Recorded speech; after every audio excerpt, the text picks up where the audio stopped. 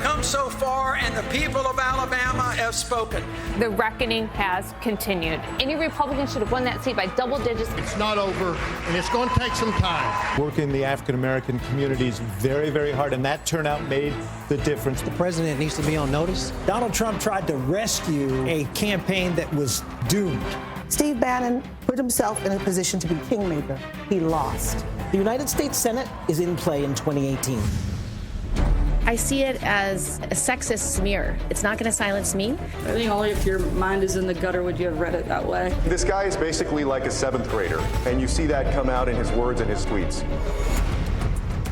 This is New Day with Chris Cuomo and Allison Camerata. Welcome to our viewers in the United States and around the world. This is your new day. It's Wednesday, December 13th, 6 o'clock here in New York. The Alabama special election was a huge shocker. Voters told Roy Moore and the horse he rode in on to take a hike. Democrat Doug Jones won. Moore is refusing to concede, but Jones is clearly the winner according to that state's Secretary of State. So Jones won, as was an apparent call to decency. President Trump posting a rare conciliatory tweet congratulating Doug Jones. Alabama voters have now rejected 2 consecutive candidates backed by President Trump. So the question becomes, was the president's naked play for a Senate seat over the growing accusations of sexual abuse and child molestation a mistake that will have legs? The national implications of this race cannot be overstated. Republicans' narrow majority in the Senate is now down to 1 seat, which could snarl President Trump's legislative agenda. And this morning, Democrats say they feel more optimistic about trying to seize control of both chambers of Congress next year. So all of this, as the White House is defending the president's tweet from yesterday that attacked a Democratic senator, they say the reporters' minds are in the gutter for thinking that tweet was sexually demeaning. Senator Kirsten Gillibrand is firing back at the president, vowing that she cannot be silenced. And there's a bruising new editorial that argues the president is not fit for office. So we have all of this covered for you. Let's begin with CNN's Kaylee Hartung. She is live in Montgomery, Alabama. What a night, Kaylee. Yeah, good morning, Allison. We saw President Trump throw the full weight of his presidency behind the accused child molester Roy Moore in the final stretch of this campaign. But in the end, it wasn't enough. A stinging defeat for Trump, who broke with much of his party's leadership to back the controversial candidate. I think that I have been waiting all my life, and now I just don't know what the hell to say. Democrat Doug Jones becoming the first Democrat in decades to win a Senate seat in Alabama, stunning the country by defeating embattled Republican Roy Moore in the deep red state. As Dr. King liked to quote, the moral arc of the universe is long, but it bends toward justice. The Moore campaign refusing to concede. When the vote is this close, that it's not over. What we've got to do is wait on God and let this process play out. Doug Jones' campaign telling CNN Moore did not call Jones to congratulate him, but the Alabama Republican Party declaring the race over. Do you expect anything other than Mr. Jones being the next senator from the state of Alabama? No, I would find that highly unlikely. A source close to the White House describing Moore's defeat as an earthquake, telling CNN that the results are devastating for President Trump, who gave Moore a full-throated endorsement in the final stretch of the campaign. Get out and vote for Roy Moore. Do it. Do it. The president sending an uncharacteristically subdued tweet after the race was called, but before Moore refused to concede. Congratulating Jones on a hard-fought victory, saying the write-in votes played a very big factor, but a win is a win. The people of Alabama are great, and the Republicans will have another shot at this seat in a very short period of time. A GOP official close to the White House tells CNN Moore's loss should be a wake-up call for Mr. Trump, who was advised by many to stay out of the race, but instead followed the advice of his former chief strategist Steve Bannon to back the accused child molester.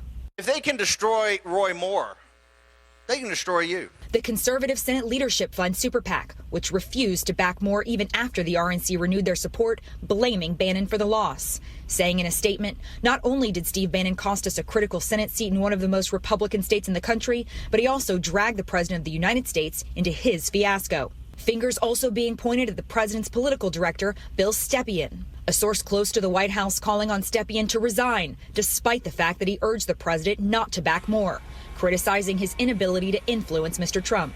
The president ultimately siding with Bannon, who a source says warned Mr. Trump that a Moore loss could embolden Democrats to go after Mr. Trump over the sexual harassment allegations he's facing, allegations that Mr. Trump has vehemently denied.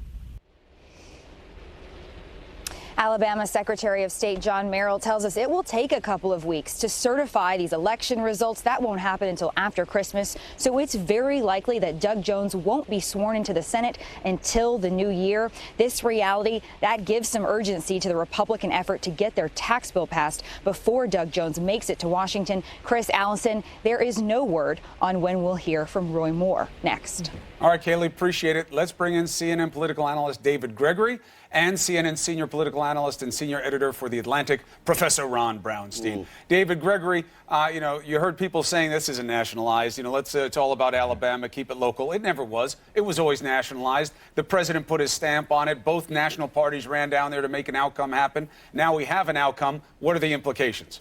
Well, we are living in an age where our politics are so unpredictable, and isn't this just a stunning latest example of that? Alabama has just sent a Democrat to the United States Senate. And, the Star Wars movie's coming out over the weekend, so I think we can say that the Empire strikes back. The establishment has struck back in this case, a rejection of a style of politics that is defined by Steve Bannon and Donald Trump. Their own voters don't come out in the same numbers that they did for Donald Trump for Roy Moore, an incredibly flawed, morally repugnant candidate in Roy Moore. And then regular math in politics, suburban voters disapproving of Trump, disapproving of Moore, African Americans coming out in huge numbers as well. And the establishment of the Republican Party saying, no, this is the wrong direction. And ultimately, that prevails. Richard Shelby, the senior statesman in the state, coming out so decisively at the end of this cycle. So you have Democrats who are emboldened after Virginia, now Alabama, with a head of steam into a midterm race saying we can really turn things around after a 2016 loss. Ron, let's dive more into the math that David Gregory just brought up. So first of all, the voter turnout was twice as high as what predictions were. Okay, it wasn't 20% as had been predicted. It was 40%. So let's just start there. Does that mean that the Democratic turnout machine was better than people thought, or that people were motivated? Yeah, people are motivated. Look, we saw a very high turnout in Virginia as well. Look, Roy Moore, to state the obvious, was a candidate with unique vulnerabilities and liabilities. But what ought to worry Republicans is how much this result had in common with what we saw in Virginia and New Jersey, and for that matter, what we've seen in polling about who approves and disapproves of President Trump to begin with. As we talked about yesterday, Allison, there were three components that all clicked together to make this win possible. The foundation was huge African-American turnout and margins. Black voters were a bigger share of the vote yesterday than they were in the 2012 presidential race. When does that happen in an off-year election? Yeah, they turned out more for Doug Jones than they did for Barack Obama. You just can't put a finer point on it. And then second, you continue to see this historic Republican trouble under Donald Trump with younger voters. Doug Jones won 60% of not only millennials, but everybody under 45 in Alabama. That was after Democrats won 70% of millennials in New Jersey and Virginia. Again, what you would expect, given that Trump's disapproval with those voters, is about 70%. And then the third piece that came together was a significant movement toward the Democrats, again, as in Virginia and New Jersey, among college-educated suburban white voters. Doug Jones only won 40% of them. That doesn't sound great, but that was double what Obama did in 2012. And women. That's college-educated white women. College-educated white women. And we talked about this before. The gap between the college and non-college white women was enormous. Huge. But Doug Jones got up to 45% among the college. And I'll just throw out one point. Doug Jones got to 40% among college whites. He ran 20 points better than Hillary Clinton in heavily white-collar counties like Madison and Shelby, and the counties with the University of Alabama and Auburn. Here's one other statistic that that the CNN polling unit ran for me yesterday, among college-educated whites who are not evangelicals, which is what you would see in most of the places where Republicans are going to be defending those swing suburban seats, Doug Jones won 2/3 of those non-evangelical college whites. That's an ominous number for people in the suburbs of Philadelphia or Orange County or New Jersey or New York who are defending Republican seats next year. And one of the inscrutable things, and one of the reasons it was helpful to watch in real time last night, is that state moved from the north and the central regions with the manufacturing, the ruby red Republican, the evangelical basis, and then down. And you got to see the staggered returns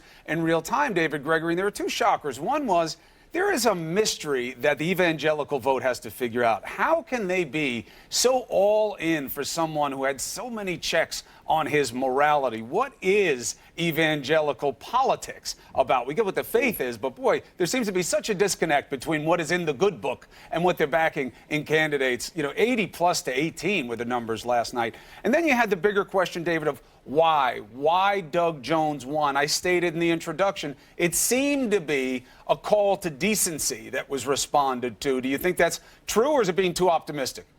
No, I think there was a call to decency, and I think there was just a rejection of Roy Moore as someone who has embarrassed the state deeply within political circles. From the outside, we were looking at Alabama, and it's easy to caricature the state and its voters based on Roy Moore. Well, Alabama set that record straight last night, saying, yeah, there may be a core base of support for Roy Moore and what he stands for, but it was not enough to prevail in the state, and I think that's very important. It also shows that Trump is something of a singular figure.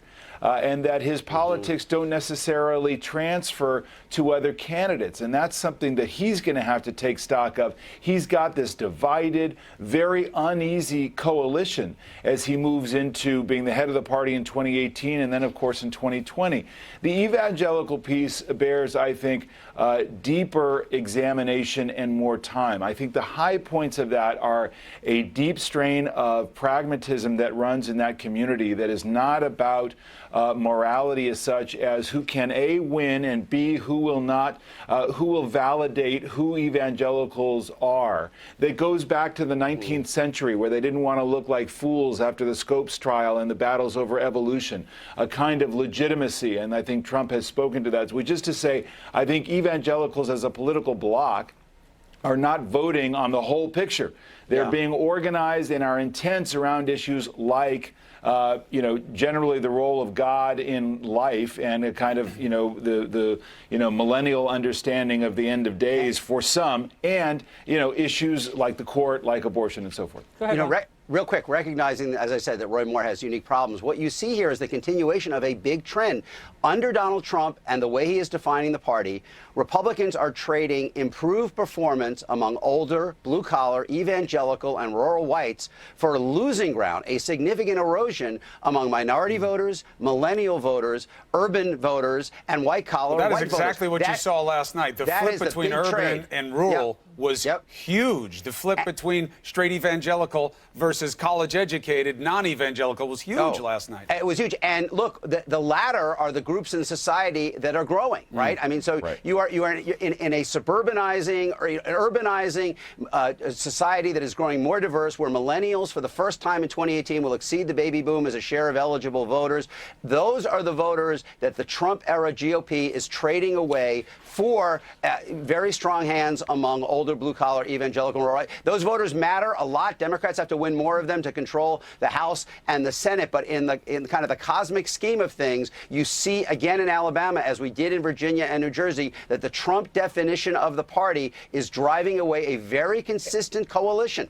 Can I just say, too, look at the brand of Democrat that's been winning, right? It's not the Bernie Sanders wing of the party. And I think there's something to take away from that. Now, I think it is specific to being in Alabama. It was specific to being in Virginia as well. But I think that there's something to take away from that. In these races, you do have one opponent against another.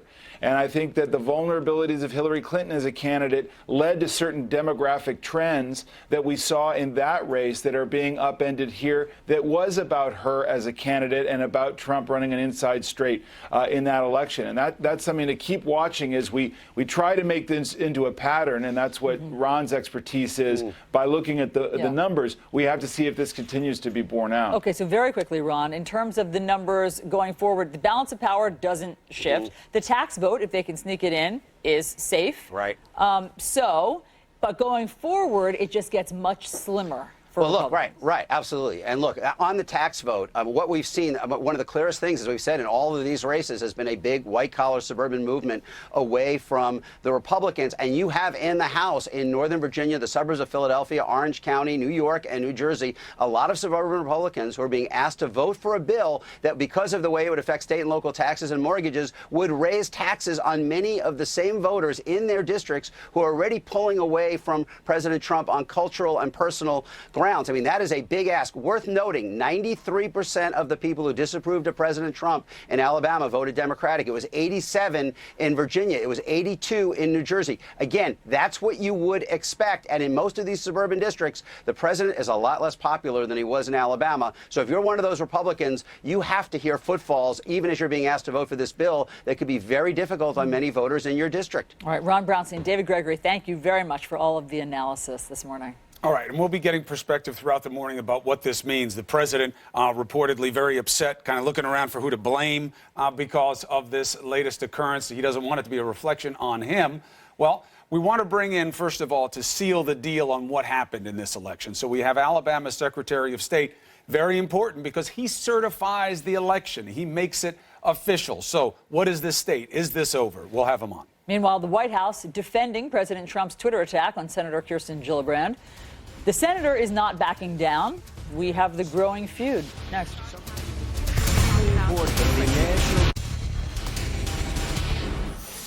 President Trump is under fire once again for a provocative Twitter attack against a woman, this time Senator Kirsten Gillibrand, who called what he said about her a sexist smear. The White House is pushing back, saying it wasn't sexist at all, and in fact blaming anyone who thinks that for having a mind that's in the gutter. CNN's Joe Johns is live at the White House with more. Joe, what's the story? Well, Chris, the controversy over the president's tweet that got the most attention was an insult that was contained in the things he wrote there, indicating that Senator Kirsten Gillibrand, one of the most prominent female office holders in Washington, D.C., would come begging to his office for contributions and would do anything for them. That was construed by the president's critics as containing sexual innuendo, especially given the fact that the president had used that kind of language before. The position from the White House press secretary was pretty simple, that people were reading things into the president's tweet that simply were not there. Listen. I think only if your mind is in the gutter would you have read it that way. He's obviously talking about political partisan games that people often play and the broken system that he's talked about repeatedly. This isn't new. This isn't a new sentiment. This isn't new terminology. He's used it several times before. But this controversy was certainly not going to end there, because Senator Gillibrand herself was not about to give the president the benefit of the doubt. It was a sexist smear attempting to silence my voice. And I will not be silenced on this issue. Neither will the women who stood up to the president yesterday.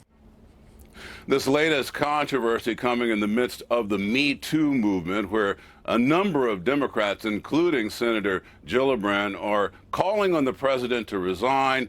Others, of course, asking for an investigation into the president's treatment of women. Chris Nelson, back to you. Joe, thank you very much. Let's bring back David Gregory, also joining us, CNN politics reporter and editor-at-large Chris Cillizza. So, Chris, let's just start with that tweet from yesterday. That came out on our watch. Yep. So Chris and I had to react in real time, as we so often do when the president tweets.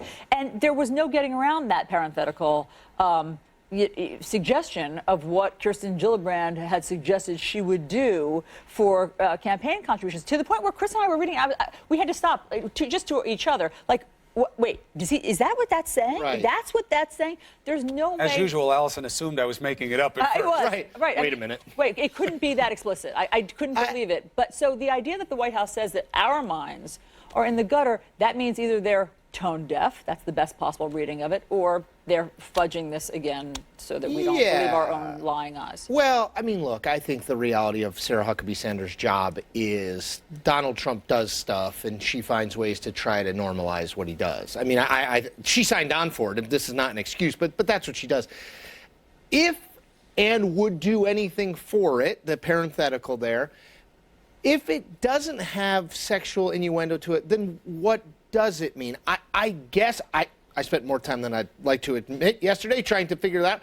So the best possible thing is either just tone deafness, he's just unaware of how words mean things, so the begging reference before would seem to suggest that's not true, or it is she was willing to promise political or policy favors, like, if you give me this money, I'll do something on a bill for you. But that's not at all what's implied. And let's remember, like, you could say, well, it's Twitter, but it's 280 characters. Like, you could say legislation, policy. There are ways to mitigate that to drive home the point they are suggesting. So many people hear it differently. Everyone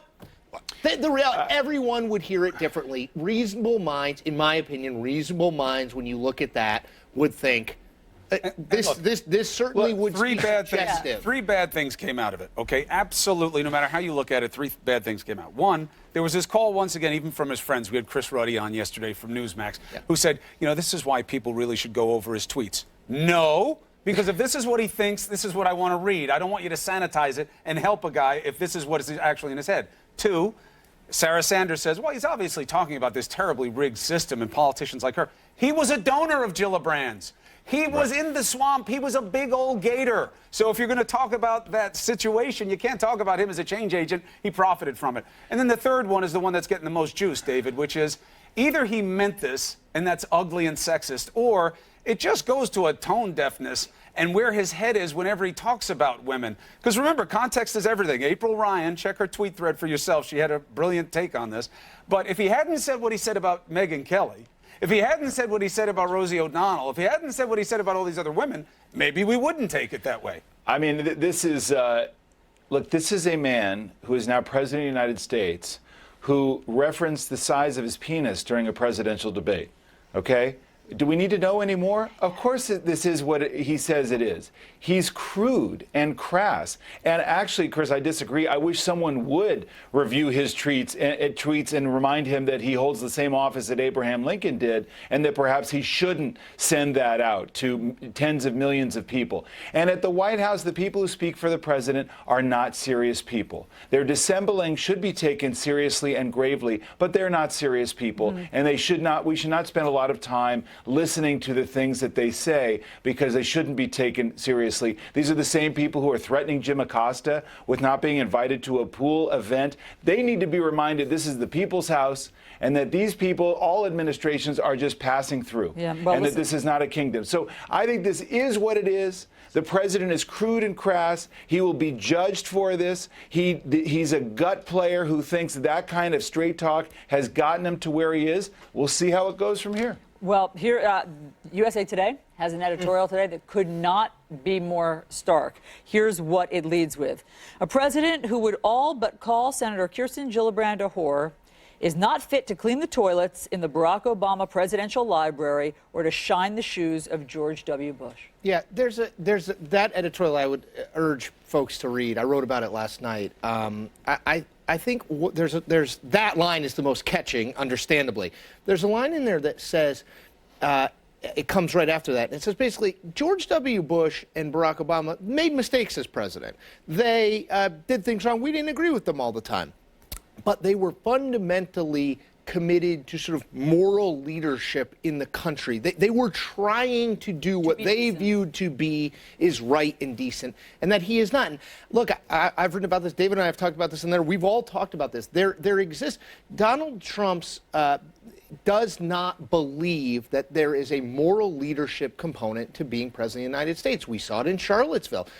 We see it over and over again when confronted with things in which it is not about partisanship, it is about leadership.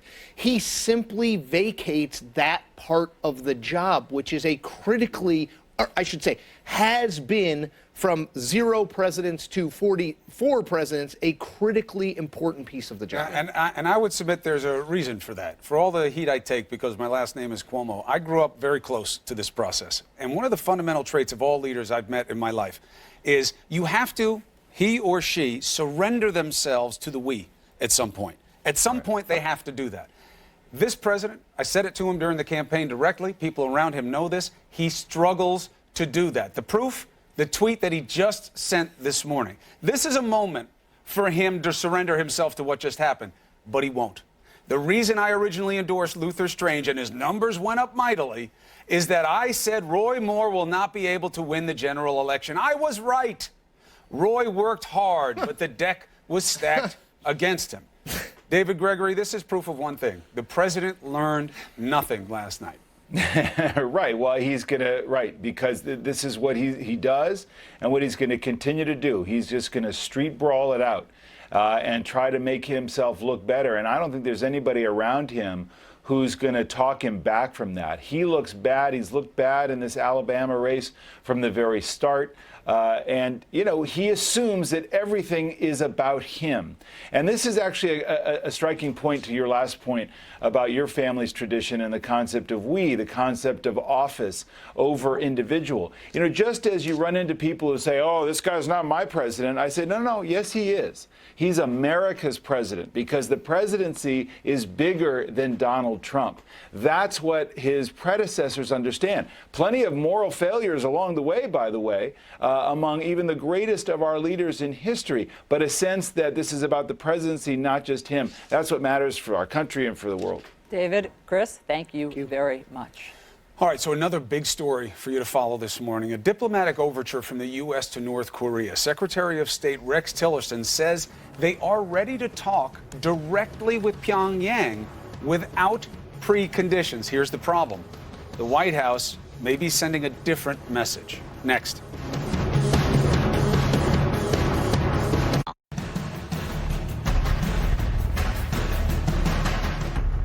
All right, in a surprising departure from President Trump's tough talk on North Korea, Secretary of State Rex Tillerson says the U.S. will not set preconditions for negotiations with North Korea. Take a listen.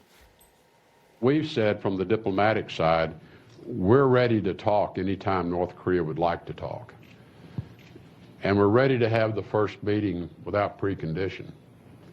Let's just meet. It's not realistic to say we're only going to talk if you come to the table ready to give up your program. They have too much invested in it. And the president's very realistic about that as well.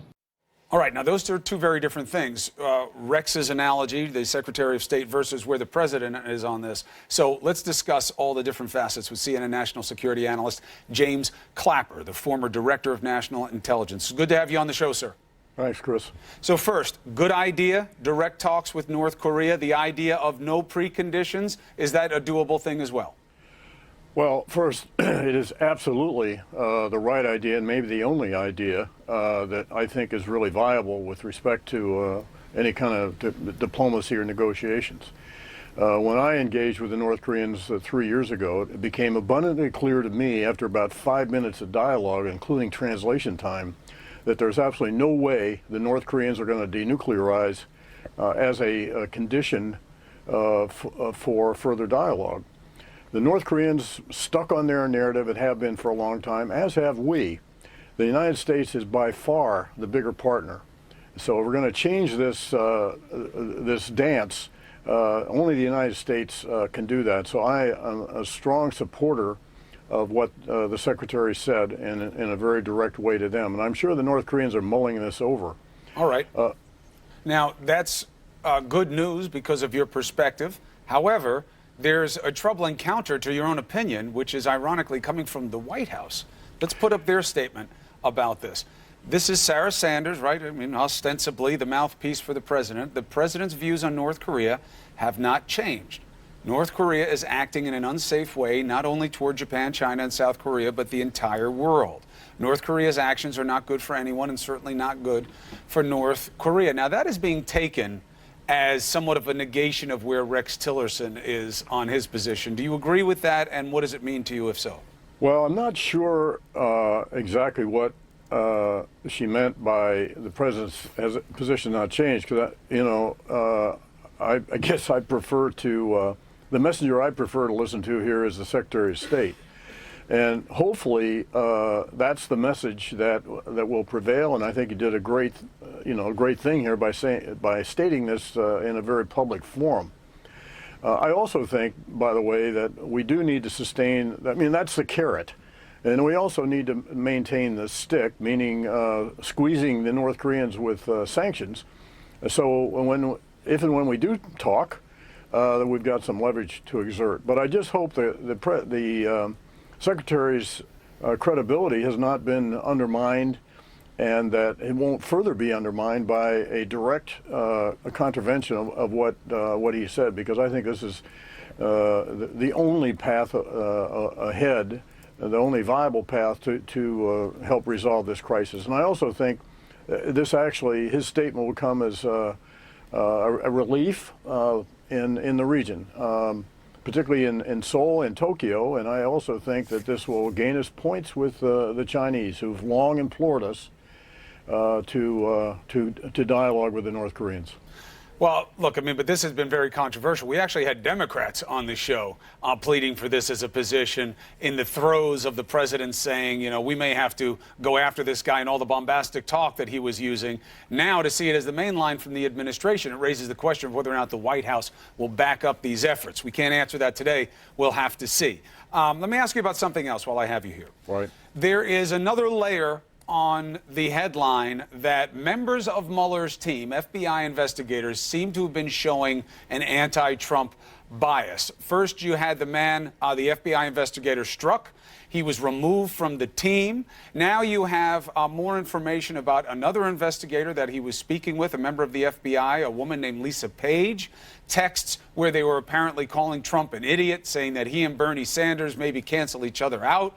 First of all, how uncommon is it for FBI investigators to hold political opinions? And two, is there an overarching concern for you about the legitimacy of the Mueller probe? Well, even people that work in the national security arena are entitled to their own political views. And I know for a fact that throughout the intelligence community that there are very strongly held views about President Trump. And the issue is really whether that can be, that affects their work. And that's the case here. So this is one special agent who was on the team. Special Counsel Mueller did exactly the right thing last July when he was made aware of these texts, and then in an abundance of caution, I think, to remove the special agent from the team. And I do question just how much one person can have an overall impact on this investigation. And I just think this needs to be to play out. As far as Special Counsel Mueller's character and integrity, and does this cast doubt on the manner in which he's conducted this investigation? In my mind, absolutely not. I don't know of anyone better suited from the standpoint of his character to conduct this very delicate and very important in the history of our country investigation than Bob Mueller. Mr. Clapper, as always, thank you very much for joining us. If I don't speak to you before then, Merry Christmas. Thanks, Chris, and the same to you and your family. Yes, sir. Allison. Okay, Chris, the suspect in the New York City subway bombing taunted President Trump on Facebook before police say he detonated a pipe bomb in a crowded tunnel. We have a live update for you next.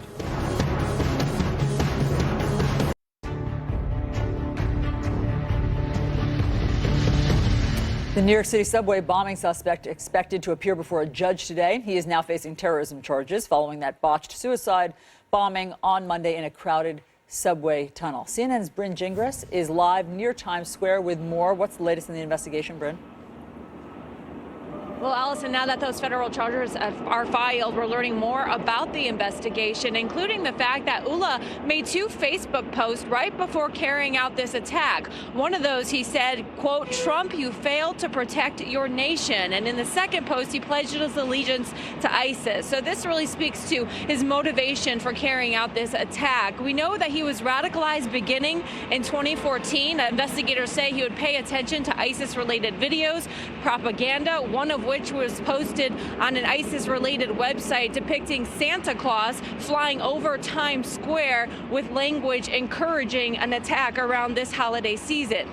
We also know from the criminal complaint that he started researching how to make a bomb about a year ago. Investigators say through search warrants they actually found some of the bomb parts in his home along with some handwritten messages. One said, "Oh, America, die in your rage." And finally, before I send it back to you guys, we've learned that he actually spoke to his wife, who is in his home country, 30 minutes before carrying out this attack. She told investigators she had no idea that this was about to happen, but we've learned through a source the other family members that are here in the United States, Chris, they're not helping with the investigation at all. Chris? Investigators will tell you that there is always somebody around the perpetrator who knew something, and they will continue to dig. Bryn, thank you for being out there. I know it's cold. Appreciate it.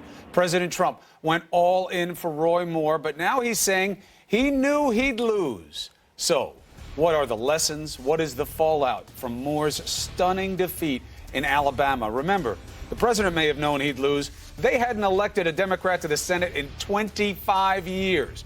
Maggie Haberman has new reporting. She joins us next.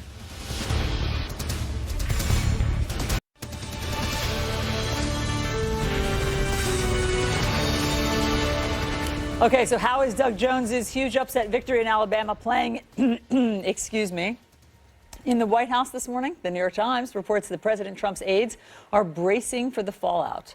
So this morning, the president is already tweeting that he knew that Roy Moore would not win the election. Let's bring in CNN political analyst and White House correspondent for the New York Times, Maggie Haberman. Maggie, what is happening in the White House this morning?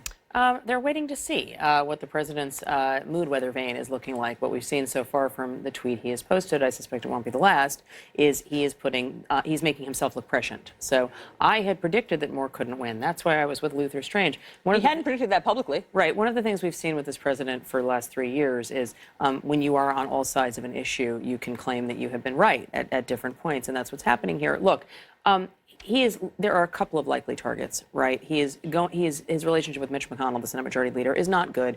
McConnell had been the person who had wanted him to endorse Luther Strange. McConnell had urged him not to back Roy Moore repeatedly over the last couple of weeks. The president refused to budge off of it. The president, who has a paralytic fear of losing his base, heard Steve Bannon, his former chief strategist, in his ear and publicly saying, your movement is marching on without you. A lot of White House aides are hoping that he will blame Bannon, and he might blame Bannon for a time. I think he fears Bannon to some extent. There are fingers being pointed at the White House political operation led by Bill Stepien, who does have some allies within the West Wing. But John Kelly has been complaining about that shop for a while. There's plenty of blame to go around. There are a million factors that led to this. So if we look at his tweet, his most recent tweet here, I endorsed Luther Strange and his numbers went up mightily. Luther Strange got whooped by Roy Moore. Okay, yes. So there's the first mistake he makes in the tweet. I said Roy Moore will not be able to win the general election. I was right. Most people thought Moore should win this race because Alabama hasn't elected a Democrat in 25 years. Moore has been rewarded statewide for his controversial, right, but when did the president ever say he wasn't going to win? Never. And Roy worked hard, but the deck was stacked against him. Alabama couldn't have been better set up for Roy Moore. So he doesn't have the facts straight, but that's not unusual. The problem for his people is he's looking to distance himself from what happened last night. Correct. And in order to do that, Maggie, that means somebody else is going to have to take the fall. Is it Bannon? I think Bannon will be one of the people. I think that you will see some blame being pointed still toward Mitch McConnell because he's very frustrated. I think that this is not going to help his relationship with Jeff Sessions, whose seat this was, and the president has had a very difficult relationship with his attorney general this year because of the recusal on the Russia-related probes. I think it's too soon to say exactly where it's going to go. I think there are people inside the White House who are going to urge him to stop listening to Steve Bannon. Steve Bannon has remained a very influential figure outside the West Wing. And he just took a shot at Trump's daughter. Well, Trump had shared that view, that he was frustrated with Ivanka Trump for having gone out and said the special place in hell line. The president felt like it boxed him in. She is seen as speaking for him and having his proxy in a way that aides just are not. However, there is some sense from some in the West Wing that Bannon at his rallies, and he did 2 rallies for Moore himself, the one on Monday night, it became about everybody else. It was Mitt Romney. It was Ivanka Trump. It was all over the place. And it was less focused on what the issues were at hand for voters in Alabama. I think that gives people a hook. But again, the president really doesn't like closing the door on a lot of people permanently. I think Bannon will probably remain in that category. The other issue is that Bannon has an instinctive feel for Trump's base that Trump himself does not always have while he's inside and cosseted in the White House. So we'll see. There are people outside of the White House who are calling for Bannon to be ousted. So he's already been ousted. I mean, yeah, that's I the mean, thing. I guess that's the wrong word. I guess ostracized. I mean, I guess they're sort of hoping put for out to him, pasture. They're hoping for him to not be listened to anymore, and I think that might be true for a while. I doubt it will be true forever. Here's what Congressman Peter King just tweeted. After Alabama disaster, GOP must do the right thing and dump Steve Bannon. His act is tired, inane, and morally vacuous. If we are to make America great again for all Americans, Bannon must go, and go now. Here's the Wall Street Journal on the same topic today. The Alabama result shows that Mr. Bannon cares less about conservative policy victories than he does personal king-making. GOP voters, take note. Mr. Bannon is for losers. Ouch. I mean, look, the Wall Street Journal editorial page tends to be channeling the view of Rupert Murdoch, its owner. Rupert Murdoch has disliked Steve Bannon for another member of the establishment, according to Bannon. Right. As is Peter King. But another person, Rupert Murdoch, who the president has on speed dial. Right. Who the president does listen to. The Gillibrand tweet. We had it here during the show is when it happened. And it was hard to not look at it as having something to do with, a feminine aspect to it because of what he said about Megyn Kelly, what he said on the Access Hollywood tape, what he says about women so many different times. And yet the White House says our minds are in the gutter. What's the play here? They said our minds are in the gutter about Megyn Kelly, too. I mean, this is the play that we have seen him do over and over, which is he walks right up to a line. He doesn't overtly cross it. He basically sticks his head out over the line. He looks around. Everyone can see it. Then he pulls back and he says, look at all of you saying this. How can you say this? And his supporters yell, fake news overreacts. And if you guys just keep overreacting, this is the problem here. This is all on you, media. And look, there have definitely been criticisms of Kirsten Gillibrand for being politically flexible over the years. Certainly when she got that Senate seat, she changed a lot of positions. Well, she was a Republican, then she became a Democrat. And she was representing a pretty conservative district when she was in Congress. And she has now become sort of tried to reposition herself to be a liberal in a lot of the... She was very pro-Clinton, but now she is calling out the allegations against him. She's become very anti-Wall Street and so forth and so on. So there is something that you can understand what he's pointing to, but again, it is the language that he uses that is extremely provocative and that, of course, is going to be taken by most people as being about something... If it were a man, would he have said it the same way? That's what Sarah Sanders claims. Right. But I think there's just no other way to hear it. I mean, what she was willing to do anything. What most people do in a situation like that, where it sounds like a double entendre, is they don't say it. Right. The president, of course, just says it over and over and says, it's all on you. And one of the things that I think has been difficult, especially for the press, but really for his critics, for everybody, is because he does not follow any rules, everybody else is then forced to play a more perfect game, right? And that's, I think, that this is an example of that. Really, if he just put begging, which he puts in quotes, if he had put that in parentheses and he had put and would do anything for them in quotes, then he would have gotten the benefit of a double entendre. I don't know that it's just a better editor that he's just a strunken white away. He's just a strunken white away. I don't understand what begging in quotes means anyway. It's at a certain point you got to just move on. All right, let's do that. Maggie, thank you very much. Stick around. We have more questions for you momentarily. Not me. I never. I have more questions. I stay on the tweets. You know who else doesn't really move on? Mind. The president does not move on that easily. Well, we grew up in the same place. That is true. Maggie, thank you very much.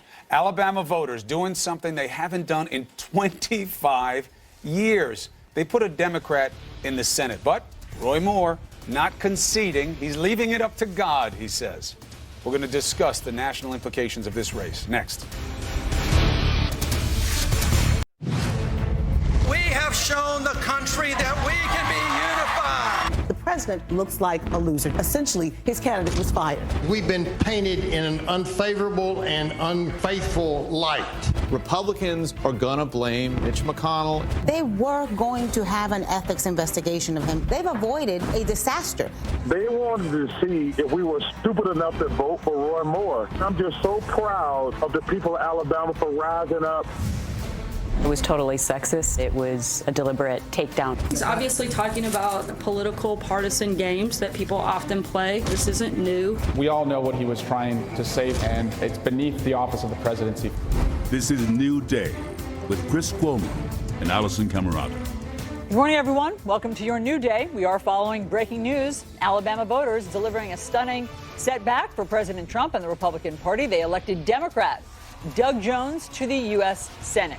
Jones becomes the first Democrat representing this deeply red state in 25 years. Jones defeated the GOP's scandal-plagued and controversial candidate, Roy Moore. Roy Moore, however, is refusing to concede, at least he was last night, but Jones is clearly the winner.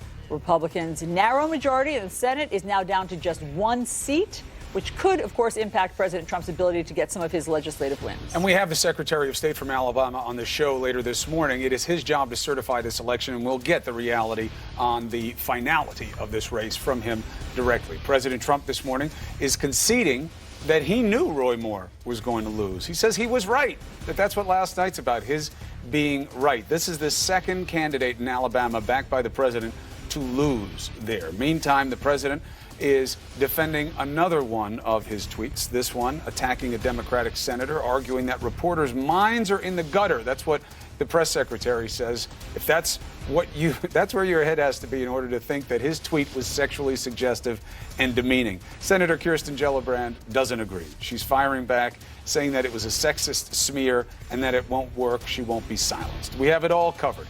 Let's begin with CNN's Kaylee Harding live in Montgomery, Alabama. One for the books down there. That's right, Chris. And despite that latest tweet from President Trump, we saw him throw the full weight of his presidency behind the accused child molester Roy Moore in the final stretch of this campaign. And in the end, it wasn't enough. This wasn't just a loss for Moore. This was a stinging defeat for President Trump, who broke with much of the GOP leadership to back this controversial candidate. I think that I have been waiting all my life, and now I just don't know what the hell to say. Democrat Doug Jones becoming the first Democrat in decades to win a Senate seat in Alabama, stunning the country by defeating embattled Republican Roy Moore in the deep red state. As Dr. King liked to quote, the moral arc of the universe is long, but it bends toward justice.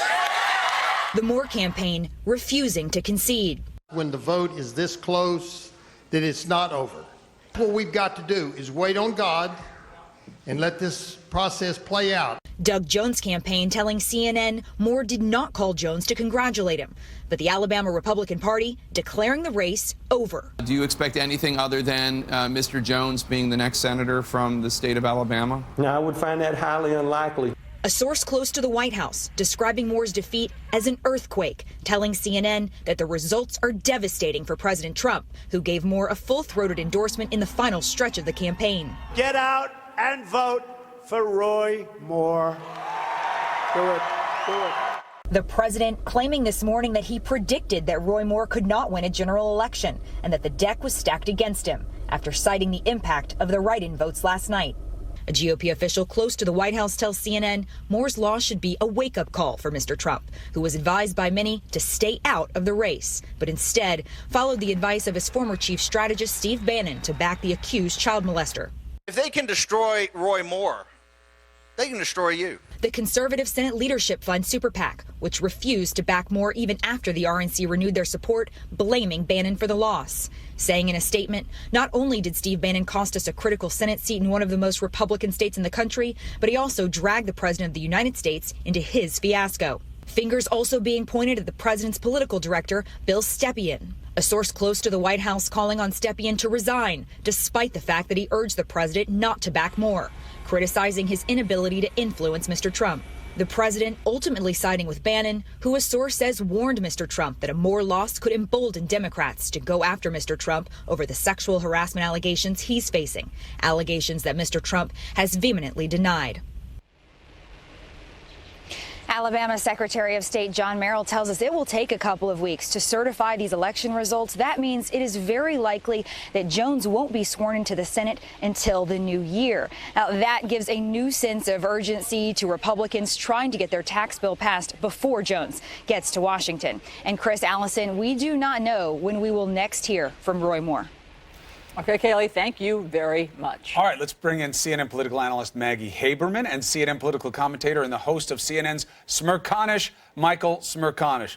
Did you have Jones winning last night? I didn't have either of them winning last night. I think the indicator that I had as to how it would end up was when the exit polls showed that Moore believed the accusers by a margin of 49-45. More people than disbelieved. Yeah. Right. Right. Moore certainly does not believe the accuser. I'll say this, Chris. I said yesterday and heading into this election that this was very unusual insofar as each national party needed to root for the other guy. And so I believe that last night was a big victory for the GOP. Because? They have rid themselves of Roy Moore. Others have noted this. Every Republican in the 2018 midterm would have been saddled with this guy for the next year. And so they have vanquished themselves of this individual. There are a lot of people in the White House who do feel that way, by the way. I mean, almost even everybody. though they lost the seat. Yeah, but you know what? I mean, they would rather lose the seat. Again, they meaning some of these advisors we're talking about, and certainly I don't think Mitch McConnell wanted to lose the seat, but he didn't want to have to own this. They don't want to be answering questions about this over and over and over again. I think that the main issue right now is whether this impacts a vote on the tax plan. And the belief from the White House is that the vote is going to come in the next few days, and therefore it won't matter. But these things have a way of sliding and kind of falling apart, so we'll see. They are happy that they do not have to basically have every single question begin with the words Roy Moore for the next however many months it is. Let's dive into the numbers because they're interesting to look at. So the voter turnout was much higher than people predicted. The experts were saying it was going to be 20%. It was this strange election. You know, people might not turn out for it. In fact, it was 40%. People were motivated to come out. And the black vote just cannot be overstated here. Jones got 96% of the black vote. It was higher than what Barack Obama got in his election. What struck me about the constituencies that did turn out is that often those that you see only every 4 years, people of color, women, minorities, they were there to be counted on. Millennials, I meant to say. So the constituencies that don't show up all the time and consequently lead to so many blowout verdicts in non-presidential years, they were there, and I think that was the margin. Well, look, the struggle for the president had been from jump to grow the base, right? Right. So now you've had Virginia and Alabama, and the message is troubling for him for the same reason in both, which is his base is shrinking in these elections and his ability to grow seems to be non-apparent. Put up the numbers for women in Alabama, okay? The president did better than this, but last night, female voters, Jones, 57. Moore, 41. Write-ins negligible. The president said the write-ins were a big role last night. We don't see any indication of that. And then when you go within college-educated women, the number more pronounced. When you go into independent women, more pronounced. How much concern is there that the growth they need to see to be viable in the next election isn't there yet? There is concern. Look, I mean, I think there is concern on two fronts. This is, as Michael said, this is a motivated Democratic base that everybody had said wasn't going to happen. There were more than a few White House advisors last night who raised the Scott Brown race from early 2010. I mean, that was a real harbinger in Massachusetts when you had a Republican win of what was going to come in those midterms. They are very concerned about this year. And the president's own advisors have been saying to him about his own numbers for months now, your numbers with Republicans just across the board are tracking down in a bad way, and you do need to pay attention to this. That is still a long way off. A lot could happen if there are third-party candidates again, as I suspect there will be in a number of states that will likely help Donald Trump.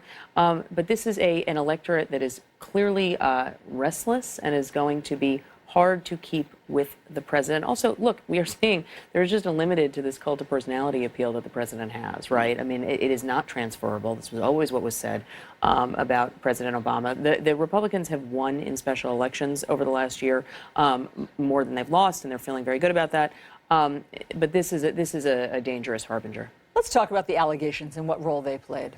So the exit polling suggests that 52% of the people who voted felt that the allegations were definitely true or probably true. 42% probably false, definitely false. And then this is interesting also, Michael, that women with children who were teenagers, under the age of 18, so the age of the accusers, right? Went overwhelmingly for Doug Jones. 66% of them voted for Doug Jones. 32% of them voted for Moore. So the allegations, they were a huge factor. Sure. And not rocket science to determine that those women were saying, my God, that could be my daughter.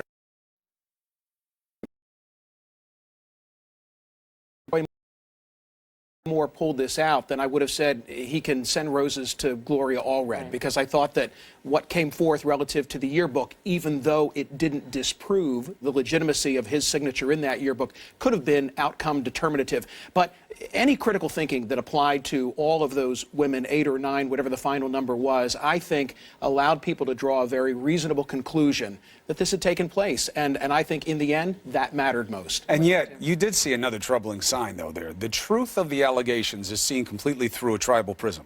True. People who went for Roy Moore don't believe the allegations. People who went for Jones do believe the allegations. And that's upsetting, because it means that the truth is becoming a function of political ideology, which is always dangerous. But do you think it's a fair statement that it's not just who they voted against, it's what they voted for, and that maybe this call to decency that was really bigger than Doug Jones in terms of the campaign message worked, matters? I think to a point, but I think that Roy Moore, the accusations against him, I mean, we have to remember that with the Me Too movement, there is a spectrum in terms of what people have been accused of. Everything is not the same. Not everybody is Harvey Weinstein. Not everybody is Roy Moore. Right. I mean, this is what he was accused of involves children, and that is a as the president's own daughter said, that goes to a different place, and I do think that people recognize that. But I do think that people who wanted to look at this race, and a lot of people did, as there is a bottom, right? I mean, just in terms of how far things can go. That has been the complaint about the president for many months, is there's just no bottom on how what he can say, what he can do, what can be gotten away with. There was a bottom here. It doesn't mean it's necessarily applicable for other people. And remember, this is less than 2 points. So it's not like this was some huge landslide. I do think, though... Although it was 2 points in a state where the Republicans have a hugely outsized registration Which is why it was not actually, I think, that partisan a lens that everybody was looking through this through. I think there were a lot of Republicans who didn't vote because they didn't believe Roy Moore's denials, because they did think the preponderance of evidence was concerning. By the way, even the president, and this is important to note, I mean, he has clearly been all over the map on where he was on this race, as he often is with these things, and he will pick whichever position is more convenient for him in that moment. But he was, according to an aide that I had spoken to, put off by the way that Roy Moore handled that Hannity interview, where he seemed to allow for the possibility that maybe this all did happen. You know, I mean, there were enough red flags here for people to give them pause. You know, Roy Moore was not exactly unwavering in his denials. Well, he didn't follow the Roy Cohn playbook. I mean, he kind of did. He denied it, but not the way Trump does it, which is deny everything on every level at all times. By the way, but this is a point that my colleague Alex Burns made, and it is dead on. Not only did he not follow that playbook, and to be clear, this is not said as an endorsement of it. It's just an analysis. When Trump was facing accusations from women following the Access Hollywood tape, Trump essentially not only refused to get thrown out of the ring, he refused to even falter. He kept going and kept going, and he showed up in public, and he continued talking to the media. Not all media, but media.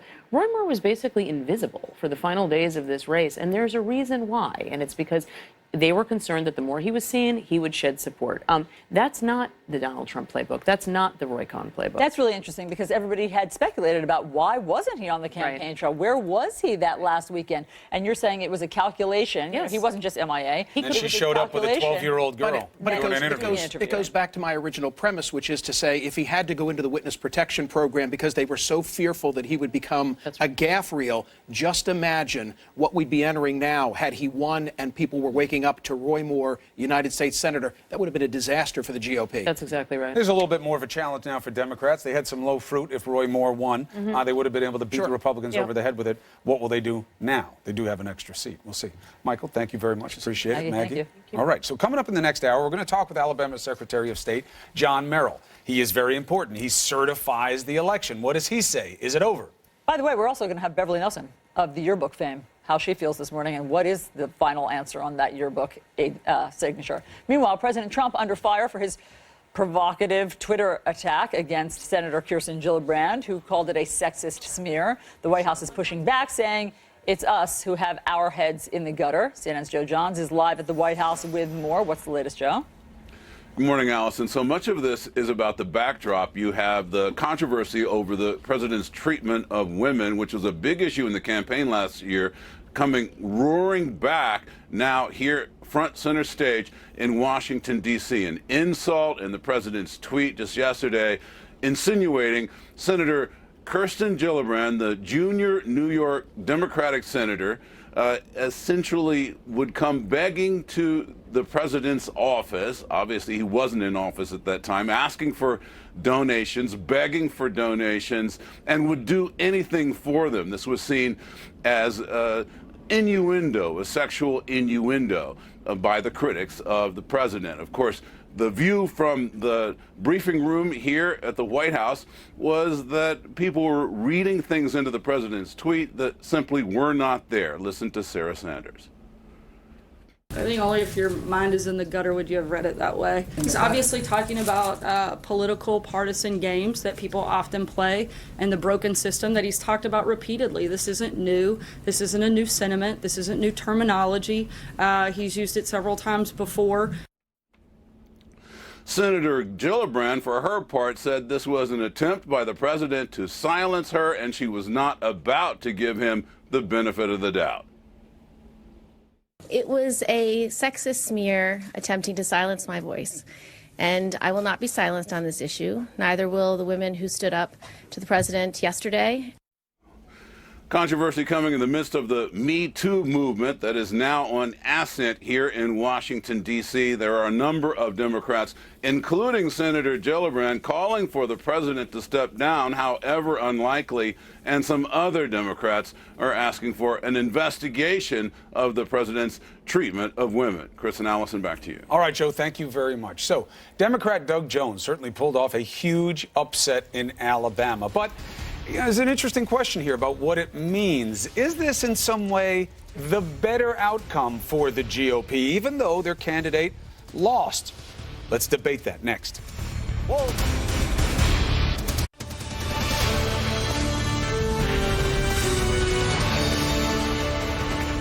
Republicans lost a key seat in the Senate with this Alabama race, and now some party leaders are pointing fingers. That happens. Republican Congressman Peter King here in New York, he tweets this morning, after Alabama disaster, GOP must do right thing and dump Steve Bannon. I didn't know that Bannon was a GOP official, but his act is tired, inane, and morally vacuous. If we are to make America great again for all Americans, Bannon must go and go now. Was this a Democratic victory? Was it also a little bit of a win for the GOP overall? Confusing? Let's discuss. CNN political commentators Ed Martin and Margaret Hoover. It's great to have you both here. If I don't see you, Merry Christmas to you and your families. All right, so Ed Martin, you lost. That's bad. You lost a seat. That's bad, but you do not have me beating you over the head with Roy Moore from now through the midterms. Is there a little bit of a plus and minus here? Yeah, I think you're right. I heard, Smerconish say that or say something like that. I think there's something to that. Look, it was the president used a good word, hard-fought election last night in his tweet. I think the details that are coming out, and this is why I think people like me are going to look at the party. Now it turns out that the Democrats and the outside groups, Priorities USA, spent millions to turn out the vote.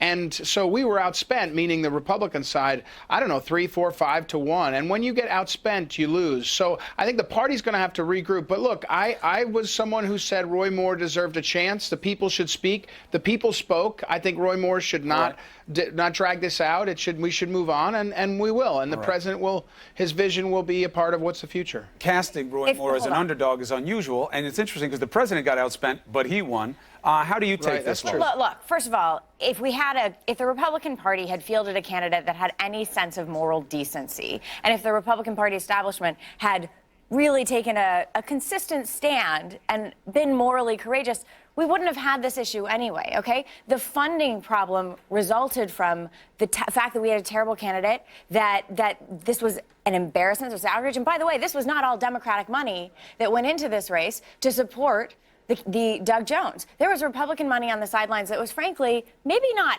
helping Doug Jones, but certainly not helping Roy Moore.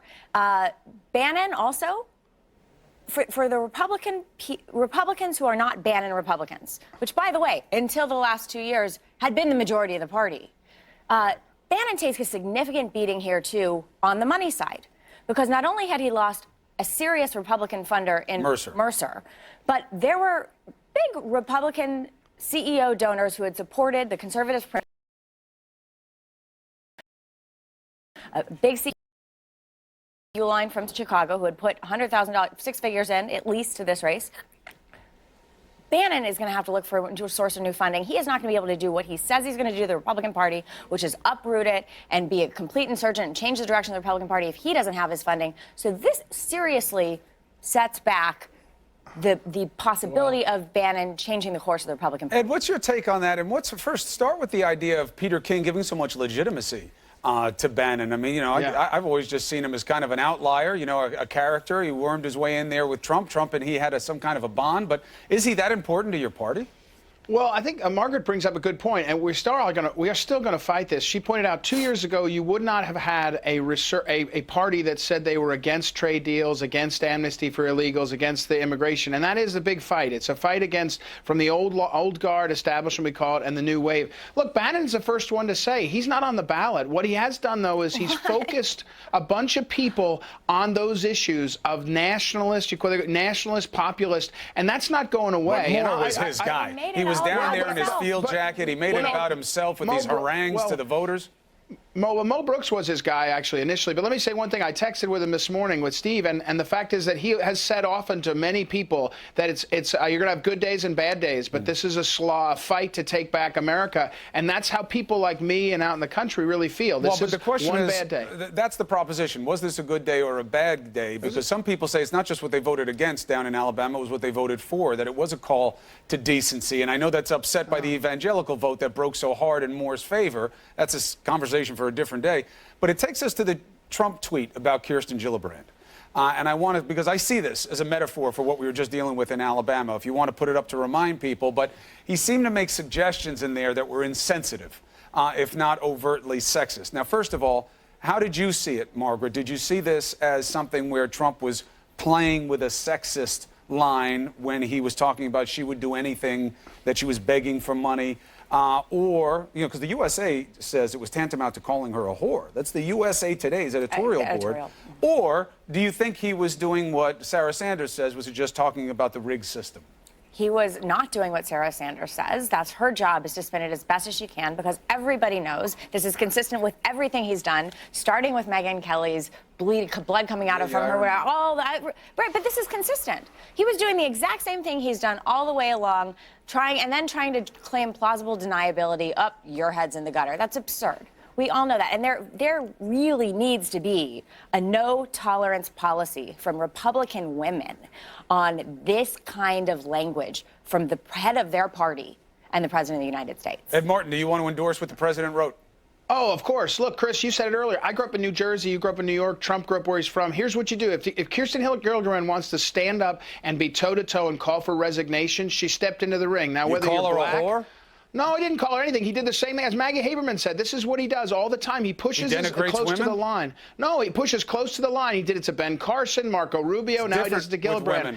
When you say this kind of thing about a woman, it's different than saying it about a man. If you say about me and that I would do just about everything to get money, nobody's going to say, oh, the president's making a sexual suggestion about Chris Cuomo. It is harassment intended to take away her power. If you play big league ball, you're going to get fastballs right by your head. That's how Trump's shown for 2 years. Nobody should be surprised. Maggie Haberman said it earlier. That's how he plays. And for Maggie those of us, Haberman again, did not say that this tweet is just the state of play for Trump in general. She said this is the state of play for how he talks about women.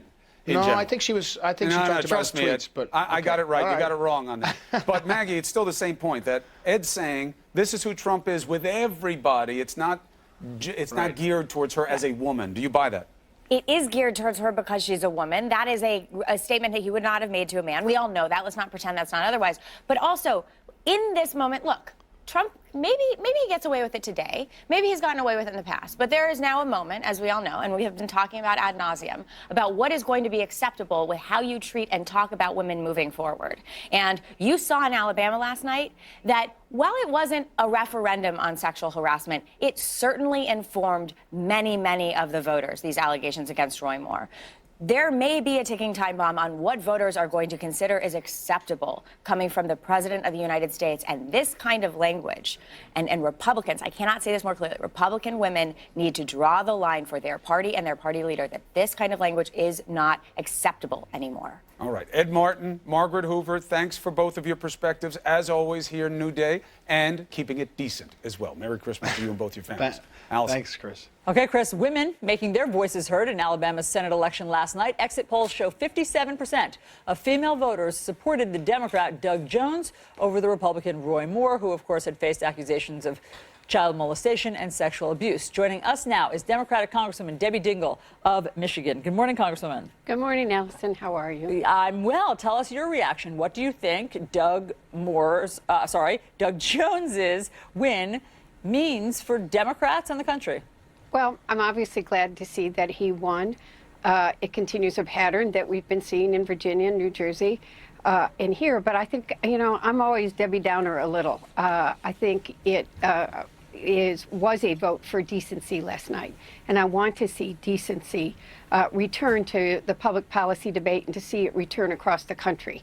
But I also think that we have to be very careful to not overreact. I think that the American people in general are still very angry and have the anger that we saw in last November's election. They're going to hold us accountable. We can sometimes get very much too much into the Beltway, and I think we've got to really remember what the issues are going to be next November. Sexual harassment, how women are treated, that they needed to be treated with respect, will be one. Mm-hmm. But we still have very big issues like the economy, jobs, trade, pensions, which the president talked about last year and has not delivered on to the working men and women who voted for him last year. Congresswoman, you are always good for a sober assessment of where you think the country is and certainly your state. But I do want to show you one more poll. This is how women who are mothers of children who are under the age of 18 voted. Okay, so 66%, they voted for Doug Jones over Roy Moore. So that, of course, was the age of the women who had come forward to say that he had approached them, he had asked them out. In one case, he had assaulted, allegedly, one of them, and as you know, one of them was a 14-year-old. Do you think that Doug Jones's win can we credit the Me Too movement here? Well, I think that the Me Too movement was an absolute player in this election. And that mothers were disturbed by a possible pedophile being elected to the United States Senate. But I also think that we got to figure out, I said this to you from the very beginning when I first talked to you about this. These have been a really rough couple of months. And it's been Hollywood and the media and Capitol Hill, all of which need to set higher standards, be leaders. But we need to make sure that we're figuring out how this is real for the tip waitress, the factory worker, the lawyer, the nurse, the teacher. Yeah. I've heard some pretty horrific stories. So the question is, how are we going to go forward? I keep saying this, but I was back home last week and I heard horrific stories. The stories keep getting more horrific. But I also had, like a mother at UAW Hall last week said, I have 2 sons, I have 2 daughters. Where is this going? What does this mean? Men are getting angry. We have to learn to treat by the way, our national CEO, the President of the United States, was not respectful to Kirsten Gillibrand yesterday. And that's the most despicable thing about what he did with his tweet. And respect should be coming from there. Yeah. But we got to figure out how we treat everybody with respect going forward. And everybody, men and women, working together. You have been saying that. I must say, I credit you with saying that first here on our air. And we do have Senator Gillibrand coming up, just to let our viewers know. However, you are one of, I believe, 59 now female lawmakers who are calling for Congress to investigate the allegations against President Trump. That's easier said than done. Here is what chairman of the committee that would do that, Trey Gowdy, said. He's on House Oversight and Government Reform. Here's what he says in response to your call for an investigation. Allegations brought for now or in the future that, while serious, do not allege violations of specific criminal statutes should be referred to the Judiciary Committee, which has jurisdiction over allegations related to fitness for office and non-criminal matters. He is passing that hot potato, in other words. So how's an investigation ever going to happen? Well, first of all, I think by the way, there are a lot of men on that letter. That letter now has more than 100 signatures. I don't believe that sexual harassment is a partisan issue. I think it's going to play out in what the values are of a human being, the respect that somebody shows, and that we've all got to work together to make sure that the Congress is an institution of integrity, credibility, and respect, and that we cannot have a double standard, which has been in the early days, and people are still saying that Democrats are stepping up more than Republicans are. I think today is a lesson for Republicans that this just matters to human beings on a general level. If that's where they're saying to send it, I'm sure the women's group, the Lois Frankel, who has been the leader on this, is revisiting it. We'll meet with all of us, get our input. We have to make sure that these institutions, which are leaders in this country, are above reproach. We need to have higher standards, and we can't investigate some people and not others, though I think we got to figure out, I keep saying this because we're in all these gotcha moments and they matter. We can never excuse anybody's behavior. We must be full of integrity. But the question is, where is this going? How are we making this real for men and women across the country? That's what I keep focusing on. I know, but in terms of Congress, where is it going? Do you have Republicans who have signed on to the investigation? I have not seen what happened on the letter, but I know that there are Republicans that have also said that we should be looking at this.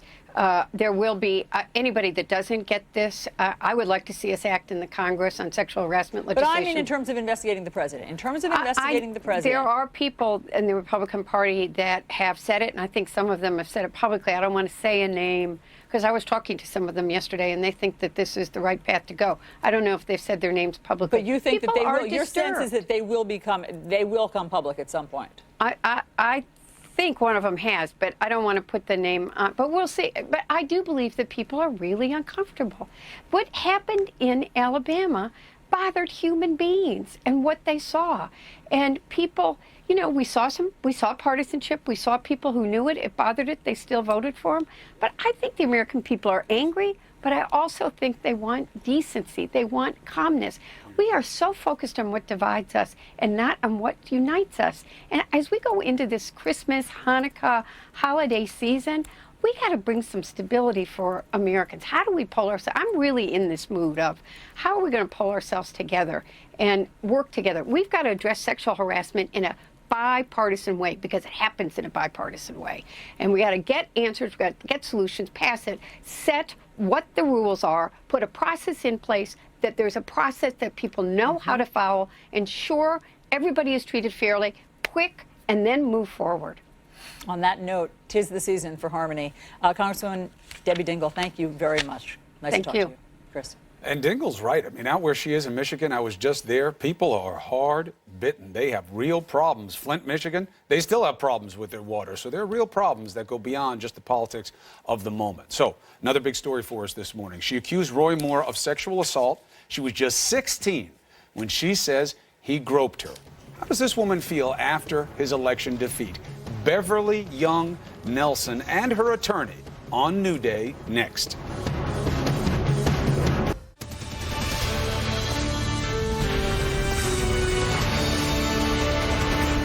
A major upset in Alabama. Roy Moore lost the Senate race. How big of a factor were the 8 women who came forward accusing Moore of pursuing them as teenagers when he was in his 30s? One woman, you'll remember, accused Moore of sexual assault. That woman, Beverly Young Nelson, joins us now along with her attorney, Gloria Allred. Ladies, great to see you.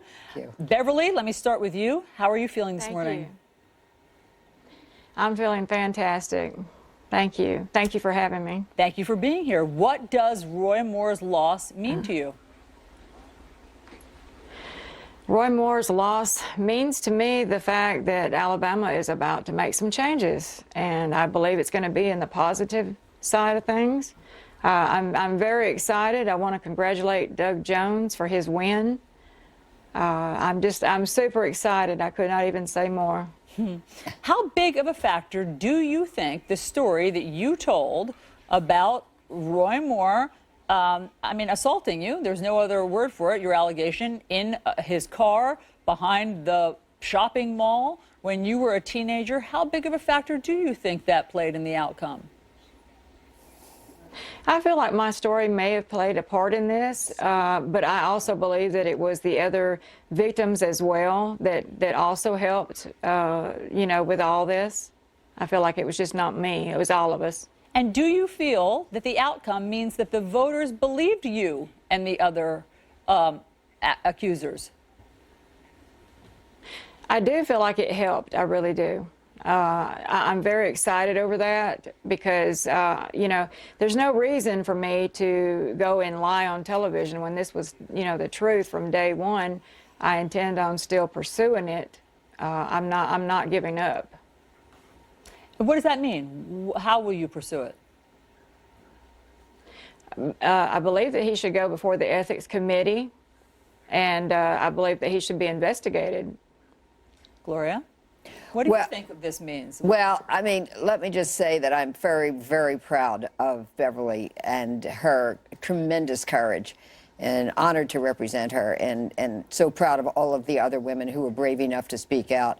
And last week, President Trump in Pensacola, Florida, at his rally, said, if Gloria Allred is involved, something's wrong. And what I have to say to President Trump is, yes, if I'm involved, something's wrong. Something's wrong if you don't respect persons who allege that they were sexually abused as a child. Something's wrong if you don't respect women, if you don't respect mothers, if you don't respect African Americans, if you don't respect people who are gay and lesbian, if you don't respect each and every person in this country, something is very wrong. And yes, I'm involved if there is something wrong, and we have a right to respect and dignity, every one of us.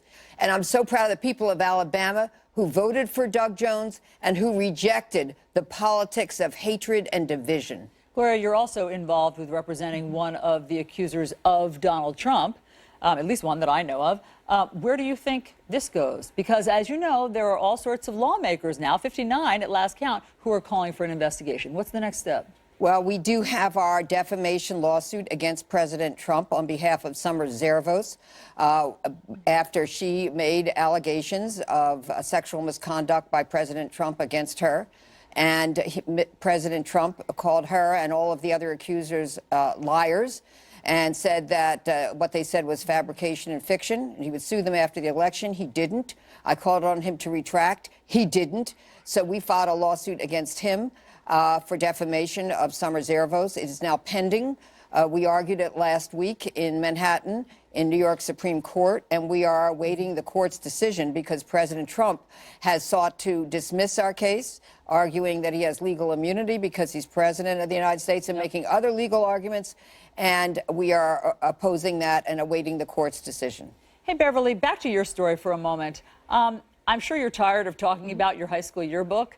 But because it did arouse so much controversy, I do want to ask you one last time for the record.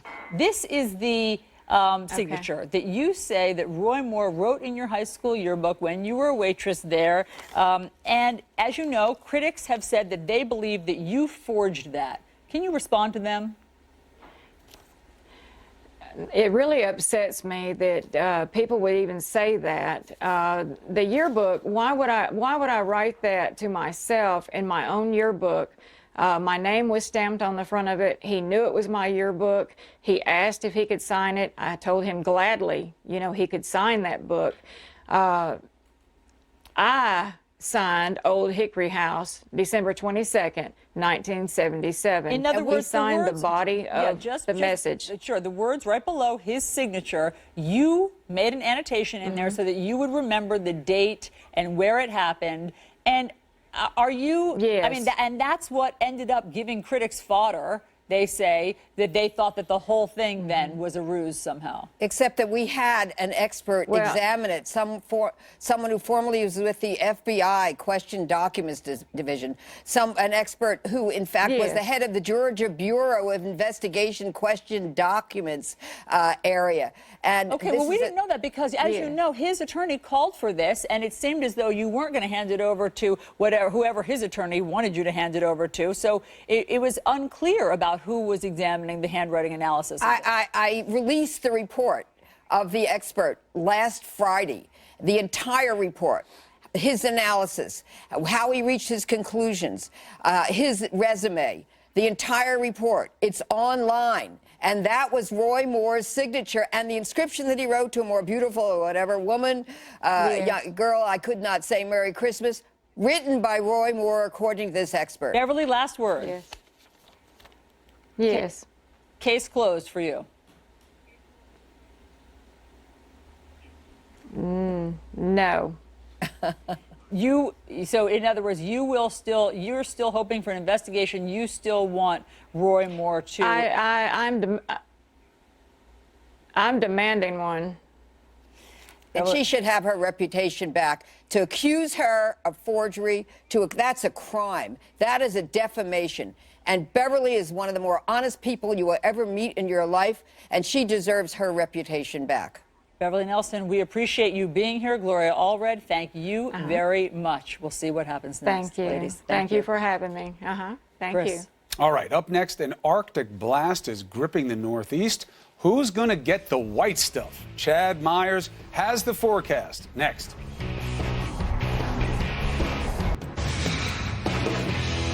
People across the Northeast are about to take a polar plunge, bracing for the coldest temperatures of the season. CNN meteorologist Chad Myers is here with the forecast. Did you know I did a polar plunge for Heart of the Hamptons? Agony of defeat, Chad Myers. Agony of defeat.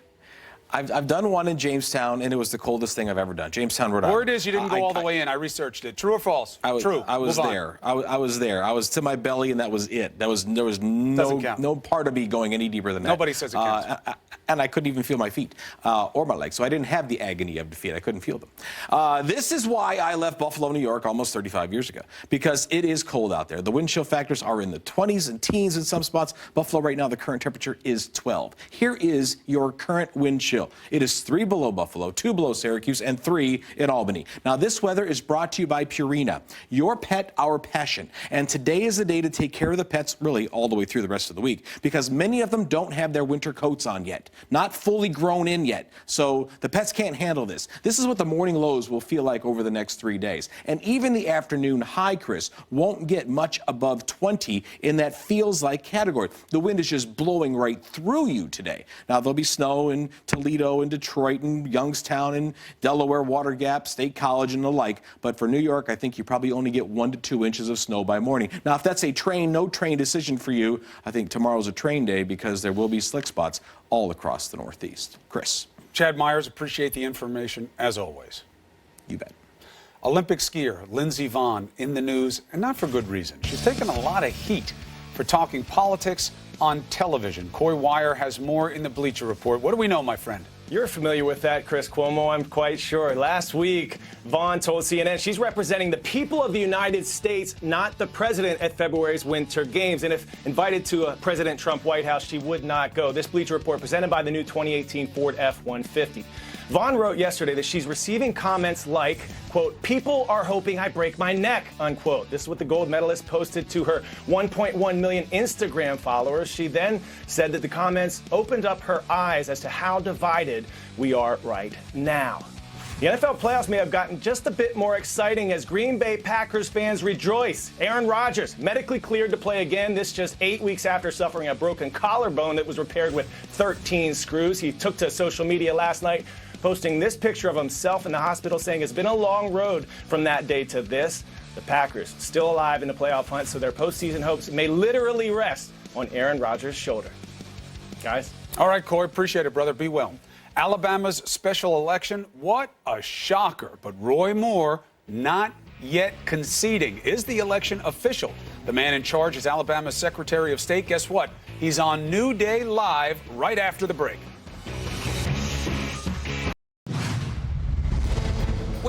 so far, and the people of Alabama have spoken.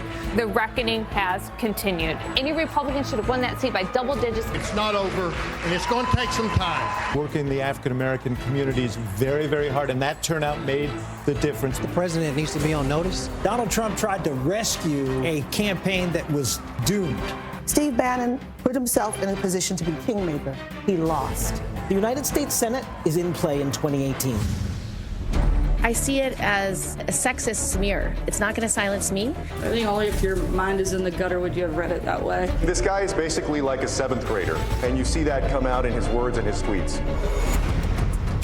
This is New Day with Chris Cuomo and Allison Camerata. Good morning. Welcome to your new day. It is Wednesday, December 13th, 8 o'clock in the East, and a stunning setback for President Trump and the GOP. Voters in Alabama electing a Democrat, Doug Jones, becoming the new U.S. Senator in a deeply red state.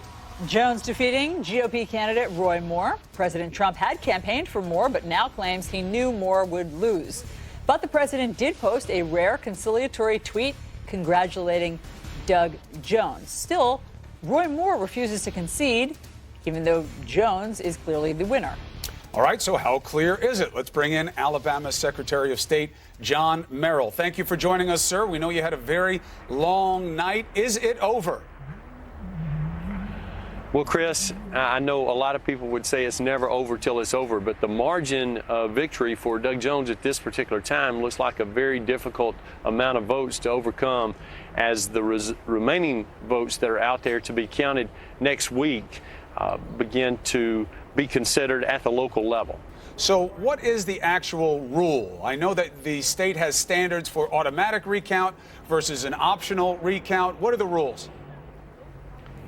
Yes, sir. Chris, actually, the recount cannot occur until after certification occurs. The certification will occur sometime between the 26th of December, but no later than the 3rd of January. Now, if the margin between the two candidates is less than half of 1%, an automatic kick-in provision will an automatic recount provision will kick in. But an on-demand recount is also available by either campaign or anyone with standing in the state of Alabama. But then you'd have to pay for it, right? It becomes a financial obligation there. It's not on the state to do it. What is your sense? Can you give us a yes, percentage? Sir. If it's automatic, the state will pay for it. Oh, the state will pay Chris, for it. If it's automatic, the state will pay for it. But the state will pay for it if it's automatic. But if it's not automatic and if it's on demand by either one of the candidates, they have to pay for it. Yes, Okay. sir. What is your guess in terms of a percentage chance that this race winds up being automatically state recounted? Well, Chris, the numbers that we saw last night had a margin of 1.5%. Right. Not less than half of 1%. Right. So there's a significant difference in those numbers right now. But time will tell as the numbers continue to come in and are verified through provisional ballots, UOCAVA ballots, which are military and overseas ballots, and then the write-in margin that will begin being vetted today in each one of the 67 counties throughout our state. Roy Moore has not yet conceded. Is that relevant? Well, I'm sure it's relevant to them, and I'm sure it's relevant to others, but I don't think it's relevant to Doug Jones today. I think that's something that will get additional attention as time continues to move forward. What's your sense of why Doug Jones won? Well, I think a lot of people in our state were very discouraged about information from the allegations that were introduced. I think there's a lot of things that are being considered throughout our state and our nation in regard to the administration and things that are going on in Washington and throughout the world. I think the people of Alabama wanted to make sure that their voice was heard and that their votes were counted, and that's the reason they voted in a record number in this special election that was really unprecedented in the history of our state. And Chris, as you know, this race received more media coverage than any race in the history of Alabama. Did you support Roy Moore? I voted for Judge Moore, and that's been well documented and well recorded. Yeah, I know. But I'm saying you supported him despite the allegations. Yes, sir. So does that mean you don't believe the women? No. It means I voted for Judge Moore, and I stated the reasons that I voted for Judge Moore. But Judge Moore is not the victor in this campaign. Right, but this, as you said, is a referendum. It was about more than just two choices. It was about decency. It was about what is the bottom of what we'll accept in terms of respect toward women. And I want to know, what is your position Chris, I think today? it was about a number of issues, absolutely. And I think one of the things that's very important to remember is that there were so many things that were introduced. And I think that's one of the reasons that Judge Moore's support was as strong as it was, considering everything that was introduced throughout the campaign, especially in the last month of the campaign. People made votes for Judge Moore as the Republican nominee because of issues related to the Supreme Court, because of issues related to tax reform. And so there are a number of things like that that had to be considered, as were considered by me when I decided how to cast my ballot for the Republican nominee. Right, I'm just saying now this is a period of reflection. People are trying to figure out why it came out the way it did. How did you reconcile voting for Roy Moore with the information that came out from those women and the seriousness of the allegations? Well, Chris, like I said before, this campaign was not about me. This election was not about me. It was not about my vote. It was about the 1.3 million people in Alabama that decided that they wanted to participate in the electoral process in record numbers and set a new standard, and today a new day for Alabama as they move forward and send Doug Jones apparently to the U.S. Senate. Well, it can be about them today, but if you decide to run for that seat in 2020, which some speculate you might, that you would be a strong candidate, you're going to have to answer for why you voted for Roy Moore and what does that mean about whether or not you believe the women who are the accusers. It'll come back. Yes, sir. I appreciate you having me as a guest on your show this morning. Mr. Secretary of State, we look forward to the certification, and I appreciate you being on New Day. Yes, sir. Be well. Merry Christmas to you and your family. Thank you so much, Chris. Allison. Okay, Chris, let's bring in our CNN political analysts to discuss this. We have John Avlon and reporter and editor at large for CNN Politics, Chris Cillizza. See that? You see that head action that was going on there when I was asking that question? I now have a great way to get out of questions I don't want to answer. Thank you so much for having me on the show. Yes. And Al, it's even better if you go like this a little bit, like. You're breaking up. I'm going through a tunnel. Okay, back to the story of the day. What is the big picture here of Roy Moore's loss, Doug Jones's win? Look, this is a roll tide from Virginia through Alabama last night. This is a revolution in terms of the conventional wisdom of politics. You know, a lot of Washington analysts just thought, even though Roy Moore was an extreme candidate, even though the allegations that the gravity of would take hold with red state conservatism, what I think we saw was two things. First of all, there is such a thing as too extreme in American politics still. That's the good news, folks, because that's been in real question. And as Chris documented, and as we've talked about, this isn't just about those allegations. Women, it's about Roy Moore's overall profile. And he always had problems winning over suburban districts. And that was definitely true last night. If you look at the demographic break in the deeper divisions in American politics, they're between urban and rural. Yeah, that's true. But suburban is always the swing, and suburban swung hard against Roy Moore last night. Yeah, I think that's right. I also, just one other thing to add, John's right, base excitement. And then this matters to 2018.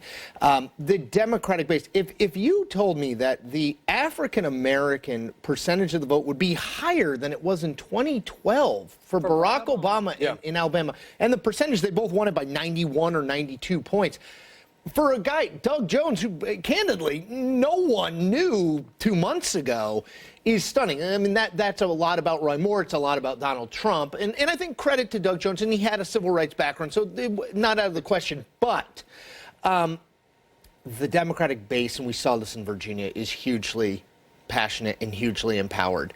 The Republican base, the Trump base that elected Donald Trump is much less so. You're seeing more erosion among suburban whites. You're seeing more erosion among people with college educations.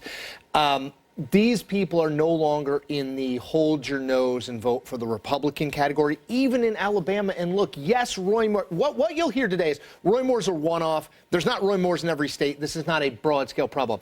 But Alabama is one of the 5 or 6 most conservative states in the country. Donald Trump won there 13 months ago by 28 points. 2-1. You can argue about Virginia. Is Virginia moving, is Virginia more of a Democratic state? Yeah. No one would think, even after this election, that Alabama's a swing state or a lean Democratic state. That a Democrat got elected there is remarkable. But isn't this election a little too weird and outrageous to be able to translate or apply to midterms? Insane is the new normal in America in 2017, and this was an insane election, and what an exciting election night. This is not going to be replicatable in, say, Mississippi. You know, this is not going to be other states in the Deep South, but it does show that core of independents and American voters that will, even under extreme, maybe only under extreme circumstances, vote for the person, not the party. Look, Ed Gillespie narrowly staved off a challenge from the far, far right.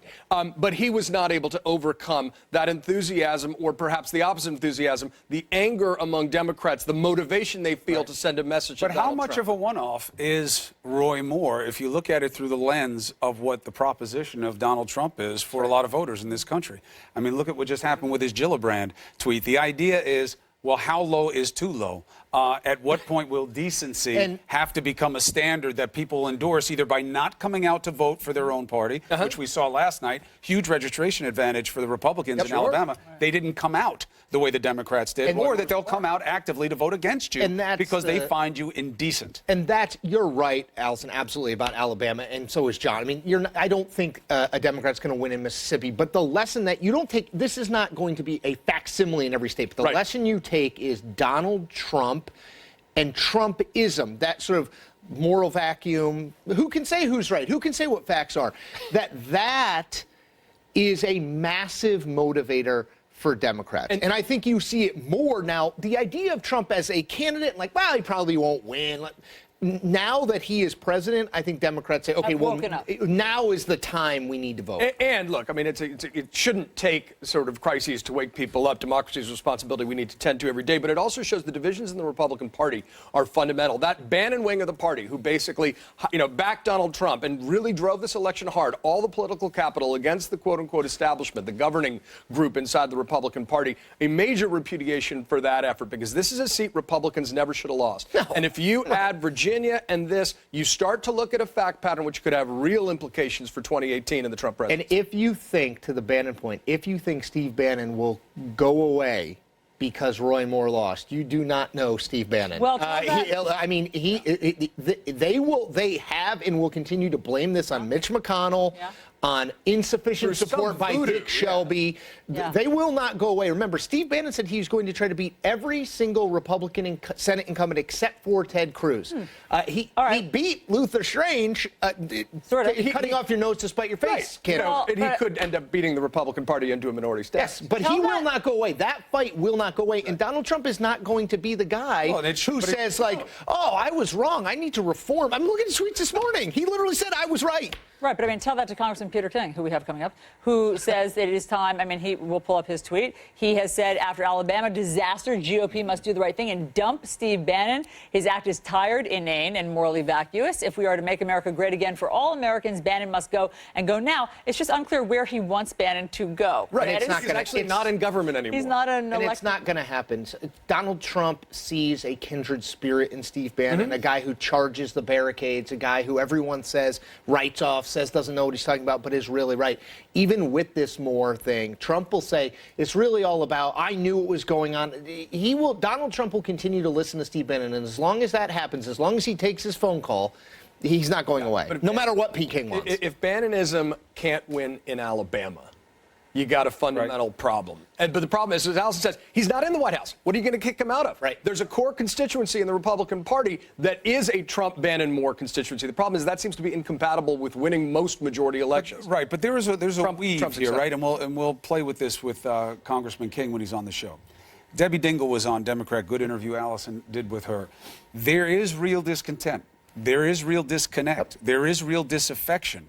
Me Too matters. Decency towards women and minorities matters. But my wallet matters a lot as well. Flint, Michigan, I was just out there. They're still hit hard. That's not, take Bannon out of it. That's a raw populism that matters. That's something that has to be addressed by this agenda. And that's why this vote margin now that just got narrowed in the Senate is even more relevant. Absolutely. And look, and Trump and Bannon had a core understanding of that deep angst by folks in the upper industrial Midwest who have felt squeezed, left behind, marginalized by identity politics, and receptive to culture wars. So Democrats are going to have to come up with a response to reconnect to the working class in the upper Midwest, those folks who felt squeezed, without moving too far to the left in a way that alienates them. And that Democratic Civil War, don't underestimate that. It's just there's going to be unity in the face of trying to topple Trump.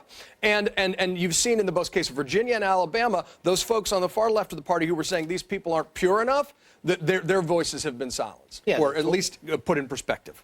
Does it, to end on, does this change anything? Does this change the tax vote? Does this change any? No, it will not change the tax vote at all. I mean, first of all, Doug Jones won't be a senator until after we expect the tax vote. And we think that they happen. really will have cobbled it together by then. Yeah, I do, because I think they believe it has to happen. They believe that if they do not do this, they will lose sweepingly in 2018. Candidly, if you look at Alabama and the disparity between base motivation, they may lose overwhelmingly no matter what they do, but they blew. So that will happen.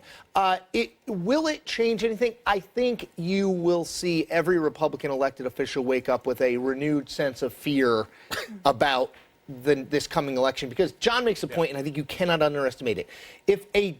Yes, Roy Moore is a unique character, but if a Democrat can win in a state that Donald Trump, a federal election, right, which are always nationalized, it's not a governor's race, it's not for attorney general in the state. If you can win a federal election in a state Donald Trump won by 28 points 13 months later, it is any member of Congress who sits in any district has to pay attention. Doesn't mean you will lose, but it means you are now on watch much more so than you would have ever thought you could be. Chris Cillizza, John Avlon, thank you both very much. So what will Democrats learn from Doug Jones's victory in the deeply red Alabama? What lessons do they glean going into the midterm elections? We'll ask the chairman of the Democratic National Committee next.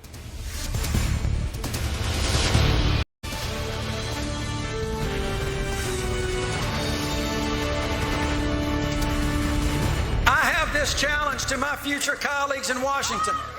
Don't wait on me. Take this election where the people of Alabama said, we want to get something done. We want you to find common ground. We want you to talk. All right, that was Alabama Senator-elect, I should say, Doug Jones, encouraging fellow Democrats to follow his lead. The Democrat edged out embattled Republican Roy Moore to win Alabama's open Senate seat. That's the first time a Democrat has won in the deep red state in decades. Joining us now is chairman of the Democratic National Committee, Tom Perez. Tom, great to see you this morning. Good to be with you, Alison. At what time did you learn the election results last night? Oh, it was about 10:15. I had spoken to Doug earlier that evening. The returns weren't final yet. It was a jump ball, and he had a lot of hope. I've known him for 20 years, and I couldn't be happier for the man, because he's the real deal. He's a person of faith who puts his faith in action every day. He wants to help folks in Alabama get better jobs, get access to health care. It's all about the kitchen table issues. That's what he's about, and I couldn't be happier for him. And when you learned of his victory, on a scale of 1 to 10 on the shock spectrum, 10 being the most shocked, where were you? I was thrilled for him. But I mean, were you surprised? But honestly, I mean, did you see this coming? Well, I mean, you looked at the polling, and we knew we had a fighting chance. It was a jump ball. Doug was the underdog, let's be honest. There's no doubt about it. But the reason Doug won is because he organized. He organized everywhere across the state. You look at Lee County, Alabama, named after Robert E. Lee. Trump won that county by 24 points a year ago, and Doug won by 17 points yesterday. You look at the African-American turnout. African-Americans have been the backbone of this Democratic Party. 98% of African-American women supported Doug. And when you lead with your values and you organize early and organize everywhere, and the DNC got in early, we got in quietly, but we got in unmistakably. That's how you win. And it's not just Alabama. It's Virginia, and you see New Jersey and a bunch of other mayor's races. This is undeniably a trend. But it sounds as though you think that you can glean some lessons for the Democrats from this Alabama race that you can then apply to the midterms. But, look, it's obviously been suggested that this was such a weird, outrageous race, and Roy Moore is such a singular character that it really won't apply to other states. Well, I respectfully disagree, and the reason I disagree is we have other evidence. I mean, there were 3 special elections for state legislative seats in Oklahoma this summer. These were beet red Trump districts, 1 Senate seat, 2 state House seats. We won all 3 because, again, we had great candidates who listened to the voters. They cared about and talked about the issues that mattered most to voters, and we were able to win that election. There were other elections in New Hampshire, Florida, Iowa, and elsewhere. You look at Kansas. Donald Trump won Kansas last year by 14 points, and the Democrats picked up 14 seats in the Kansas State House. Why? Because people like Sam Brownback and Chris Kobach are off the charts to the far right, and people are seeing that. It's affecting their lives. And you see this everywhere. We can win in Georgia. We can win in Mississippi. We won yesterday in Alabama. We can win everywhere, and we have a 57 state and territory strategy, and what Doug did yesterday was exactly what we're doing nationwide. Go into every corner of this country and lead with your values. Talk about the issues that people care about the most, and that's how you win elections. And that's what we've seen in 2017. Well, and that's what we're going to see, I think, in 2018 as well. Your fellow Democrat, Congresswoman Debbie Dingell of Michigan, feels a little differently this morning. We just interviewed her, and she thinks that it's a little premature for the victory lap. Let me play for you what she cautions. I also think that we have to be very careful to not overreact. I think that the American people in general are still very angry and have the anger that we saw in last November's election. They're going to hold us accountable. We can sometimes get very much too much into the Beltway, and I think we've got to really remember what the issues are going to be next November. That, Tom, what about the amount of voters who were so angry and voted to elect Donald Trump and that didn't feel that the Democrats represented, their issues? What's your message to them? No, absolutely. I mean, I agree with Congressman Dingell that there's no cause for spiking footballs here. We're still a long way from the mountaintop, and what we have to do is organize everywhere. We have to be not simply in Wayne County and Flint, Michigan. We've got to be all across that state, listening and learning to voters, from voters, about what they think. And that's exactly what we have been doing. We understand, and that's why Doug Jones was focused on access to health care. That's why he was focused on job training, good jobs, making sure people who work a full-time job can feed their family and lead a stress-free life. That's what people are focused on. There's a lot of people across this country that are working hard and falling behind, and we have to hear those voices. That's why I've been all over the country listening to union members in Detroit, listening to folks in rural Wisconsin, listening to African-American voters in Georgia and elsewhere, listening to Latinos in Arizona, because we can win everywhere, but we've got to do a better job of listening, and I think that's what we've been doing in 2017. We've been organizing everywhere, and we've been listening, and our message is all about making people's lives better. What about the idea that Doug Jones is a centrist candidate? Does that tell you anything about how you should deal with or the effectiveness of the left wing of the Democratic Party? Well, I think Doug, again, I've known Doug for 20 years, and Doug's North Star is always going to be what's best for Alabama. And I think Doug won yesterday because it wasn't about left versus right. It was about right versus wrong. Doug has been fighting his entire life for things that are right for people, good jobs, fairness, justice for those young girls who were tragically and senselessly murdered at the 16th Street Baptist Church. And Roy Moore just wanted to fight the culture wars. People are sick and tired of the culture of corruption that existed in Alabama and the culture of corruption that exists here in Washington. And that's why Democrats are focused on those core issues that are all about making sure that everybody can realize their highest and best dreams. All right, Chairman Tom Perez, thank you very much for being on New Day. Chris? All right, Republicans slamming Steve Bannon in this round of reflection and blame for pushing the party towards someone like Roy Moore. Are Republicans going to turn their back on Steve Bannon? Does he matter that much? Congressman Peter King says he's got to go. He joins us next to make the case.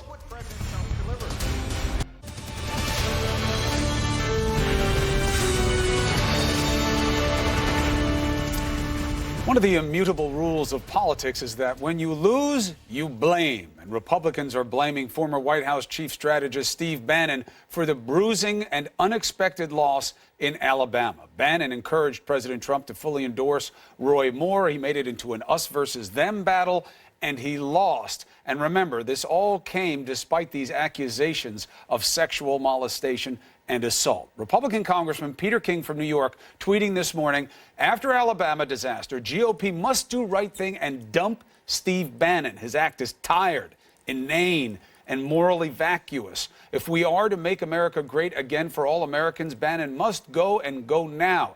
Congressman King joins me now. Congressman, thank you very much. If I don't get to speak to you again, Merry Christmas to you and the family. You too, Chris, and your family as well. Why Bannon? Why is he such a big deal? You know, I was even raising this not even so much as a political issue, almost as a moral issue. This guy does not belong on the national stage. He looks like some disheveled drunk that wandered onto the political stage. He does not represent anything that I stand for. I consider myself a conservative Republican. I consider myself an Irish Catholic. And he sort of parades himself out there with his weird alt-right views that he has, and to me it's demeaning the whole governmental and political process. This summer I called on the president to fire him from the from the White House.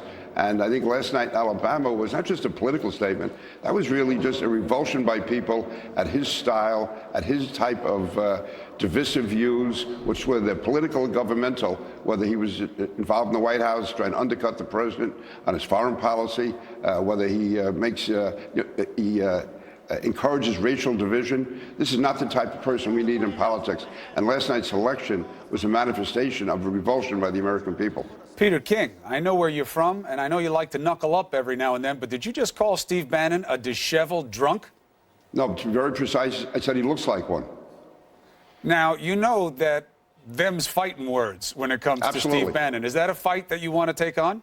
I have no problem. Listen, you have to fight for what's right. And again, he's attacking the president's daughter the other night when he took a shot at Ivanka Trump by mocking her expression, your special place in hell.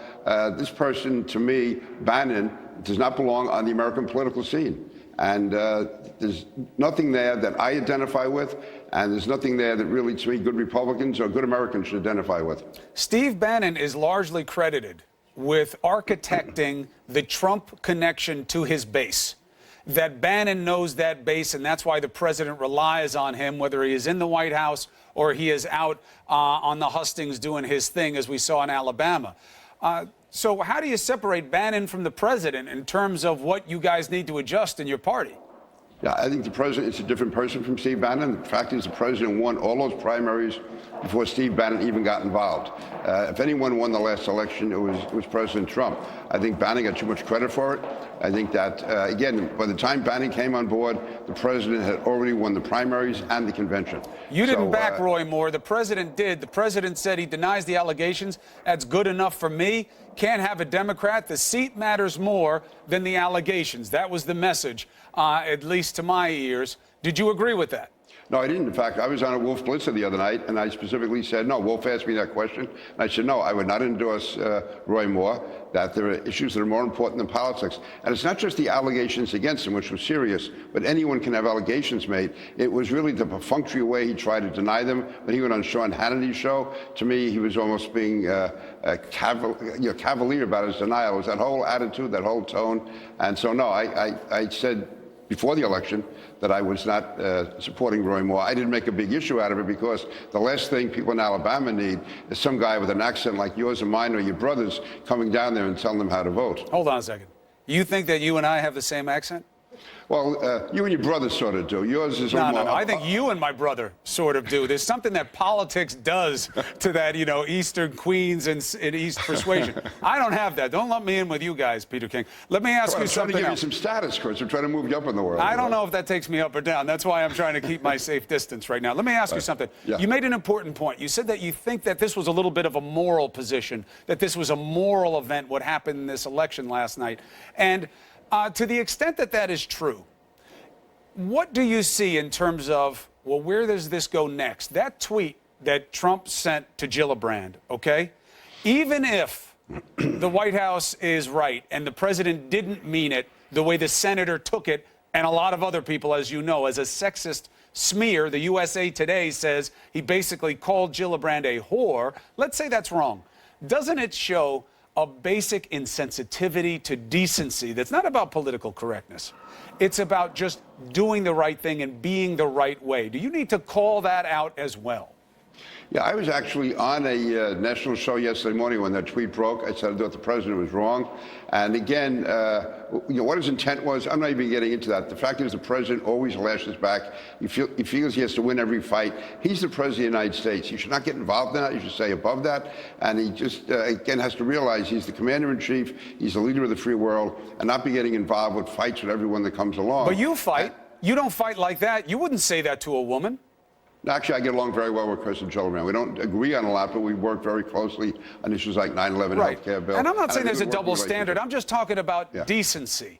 The way you talk about people matters. And is that a little bit of the takeaway from last night, that decency does still matter? There is a bottom. There is a too far that you can go with disrespect of minorities and sensitivities and issues. Yeah, I think the president, again, should stop those type of tweets, and he should realize that, again, you can attack somebody. Listen, I just said this morning that I think Bannon looks like a disheveled drunk. And the reason I said that was he gets out of his way to put on this everyman image when he's a Goldman Sachs millionaire. But no, as far as actually going after somebody personally, I try not to do it. Again, we can throw punches, we can hit each other hard, but you try not to hit low. Congressman Peter King, other than the whole thing about the accent, which is just woefully incorrect, I appreciate your perspective on the show today. You're always welcome on Well, that's to create a whole new issue. Maybe I come from the Irish-American part of Queens. Maybe that's what sort of made me. I grew up in Sunnyside, so I sort of had that sort of semi-Irish immigrant accent, I guess. Well, you are beloved in Queens, and not just because of that stellar head of hair that you maintain to this day. Best for Christmas to you. You're always welcome here. Thank you, Chris. Allison. Bye now.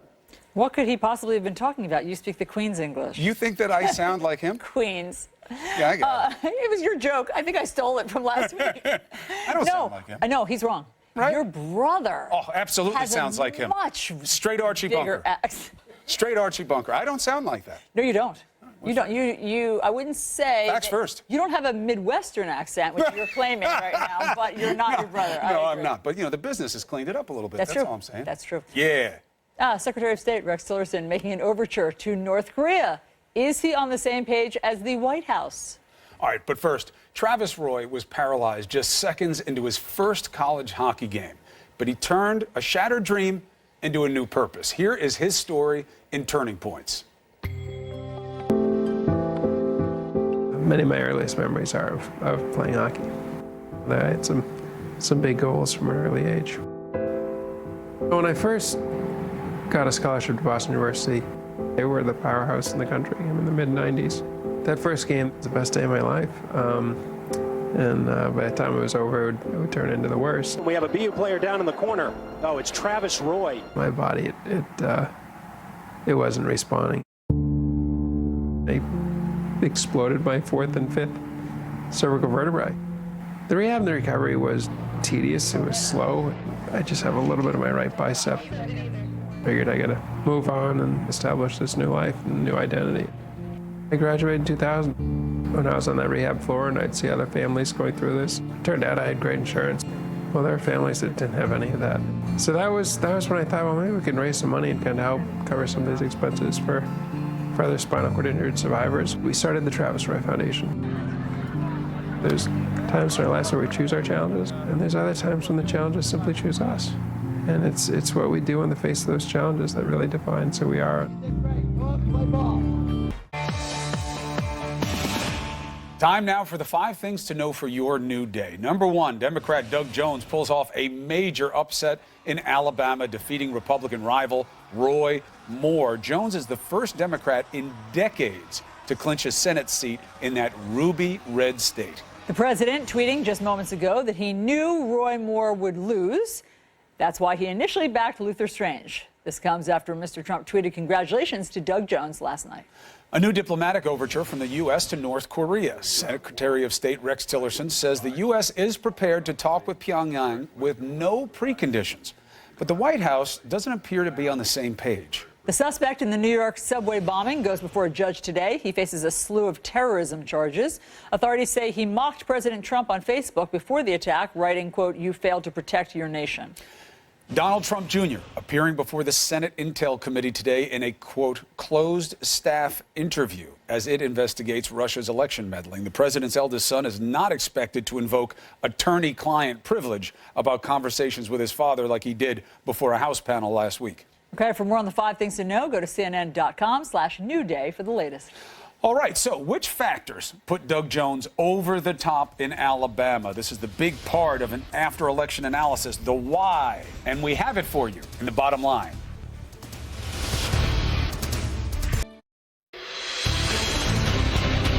Well, it's a shocker, but Democrat Doug Jones is heading to the U.S. Senate after pulling off this big-time win in the solidly red state of Alabama. It had been 25 years since they put a Democrat in a Senate seat. Why did he win? Let's get the bottom line with CNN's senior political analyst, Mr. Mark Preston. Mark. Well, you know what, Chris, you're absolutely right. Look, at last night, Doug Jones needed a royal flush, which you never get in a card game. But the fact of the matter, he did. It all came down to key demographic groups. Let's first look at race right now. When you look right here, blacks made up 29% of the electorate last night, which is 2 points higher than what we saw when Barack Obama ran in 2012. And in doing so right here, Doug Jones got 96% of the African-American vote. We saw what Barack Obama did with a robocall. We saw that key surrogates such as Cory Booker went down to Alabama to try to get out the vote. Clearly, that was successful. Let's take a quick look at the white voters now, too. So it wasn't just what we saw with black voters, but with white voters here. Now, it looks like Roy Moore dominated with white voters. In many ways, he did. But if you look at historic data, this is not a good showing for Roy Moore. In fact, if you go back to previous elections, the Republican candidate won 4 out of 5 white voters. So clearly not as strong showing. Let's move on to the gender gap right now. When you look at female voters right now, Doug Jones got 57%, Roy Moore got 41%. But look at this striking number that we saw right here. Mothers with children under the age of 18 broke 2 to 1 for Doug Jones. They moved away from Roy Moore. That is a huge number. And in many ways, you have to wonder if it had to do with the sexual misconduct allegations and accusations against Roy Moore. Did it play a factor? 52% of the people who voted yesterday said that those allegations were probably true. 42% said that they were false. And I got to tell you, that 42% is troubling given all the information that we've seen. But again, electorally, that certainly helped Doug Jones. Now, moving on. The urban-rural divide. We talk a lot about this, specifically in last night's race. If you look at here, in urban areas, Doug Jones won 85%. Roy Moore only picked up 14%. Let's look at the rural vote, though, and you'll look at these numbers here. And this is very, very, very important because, as you see right here, Roy Moore picked up 51%, but Doug Jones got 47%. And when you look at the suburban vote, these are the areas that are outside of the cities, and certainly in a state like Alabama, it gets very rural very, very quickly. In many ways, what we're seeing here is probably a protest vote by moderate and centrist Republicans who did not want to support Roy Moore. Allison? Chris? Okay, so, Mark, we just had Congresswoman Debbie Dingell from Michigan on. She said it's way too premature for Democrats to take some sort of victory lap right now. It's hard to extrapolate something that happens in Alabama to mean that it's going to happen for the midterms. What do you think going forward? Is it time to start our countdown clock on the screen for the midterms? First two states, Javi just told us, Texas and Illinois. Will this translate? It will in the way, and let me take the Peter King interview and tie it together with the Tom Perez interview that you did as well, Allison.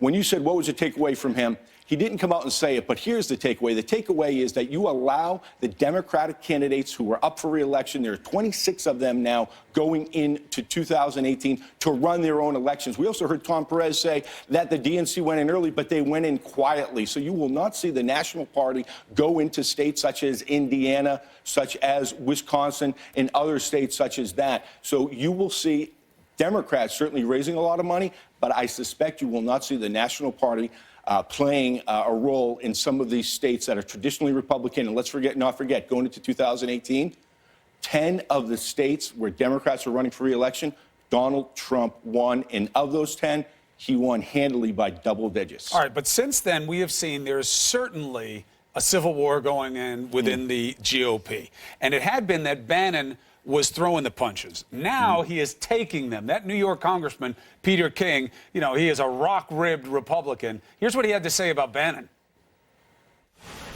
This guy does not belong on the national stage. He looks like some disheveled drunk that wandered onto the political stage. He does not represent anything that I stand for. I consider myself a conservative Republican. I consider myself an Irish Catholic. And he sort of parades himself out there with his weird alt-right views that he has. And to me, it's demeaning the whole governmental and political process. What's your take on that, Preston? So much for harmony, right? Well, I will tell you this. I think that had Roy Moore won, we would see a civil war that would get even bloodier because it would embolden the likes of Steve Bannon to go into 2018, recruit candidates to run against Republicans and also cause a bigger headache. No question about it. The Republican Party right now needs to find its way heading into 2018. There are a lot of worried people, but I will say this. Republicans this morning, such as Peter King, Mitch McConnell, Paul Ryan, they're breathing a sigh of relief that Roy Moore cannot be used against them heading into 2018. Yeah, that's interesting. That in some ways this is a win for the Republicans and a loss for Democrats. You know, that's not what it looks like ostensibly, but of course how they manage this over the next couple of months, it could be flip-flopped. And look, it's a win for Democrats, right? But only till 2020. This isn't a full 6-year term, so there's still a lot to be decided. Mark Preston, thank you, my friend. Thanks, guys. Okay. CNN Newsroom with Poppy Harlow and John Berman will pick up after this very quick break. We'll see you tomorrow.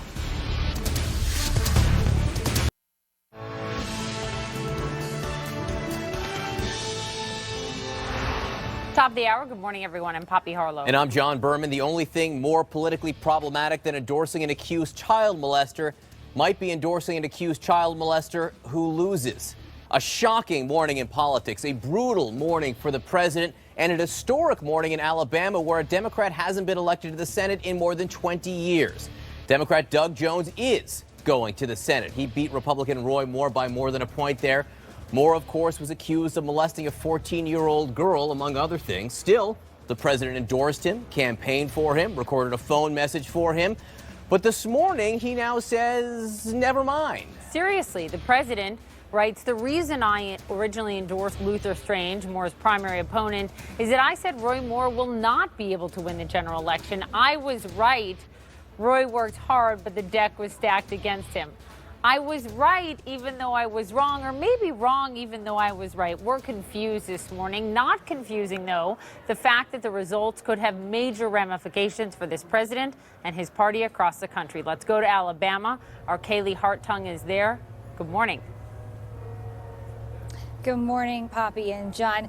Yeah, a source close to the White House says these results are devastating to President Trump, but you noted there that change in tone we're hearing from him this morning after he spent the past week throwing all the weight of the presidency behind Moore. You know, last night after the race was called for Doug Jones, there was a uncharacteristically subdued tweet from Trump, a congratulatory message to Jones for his hard-fought race, but then just moments later we heard this from Roy Moore. When the vote is this close, that it's not over. And we've still got to go by the rules about this recount provision. And that's what we've got to do, is wait on God and let this process play out. That's Moore refusing to concede this election. We don't know when we'll hear from him next, but the Alabama Secretary of State tells me it's highly unlikely that anyone other than Doug Jones will be the next senator for the state of Alabama. The margin of victory he has right now, 1.5%.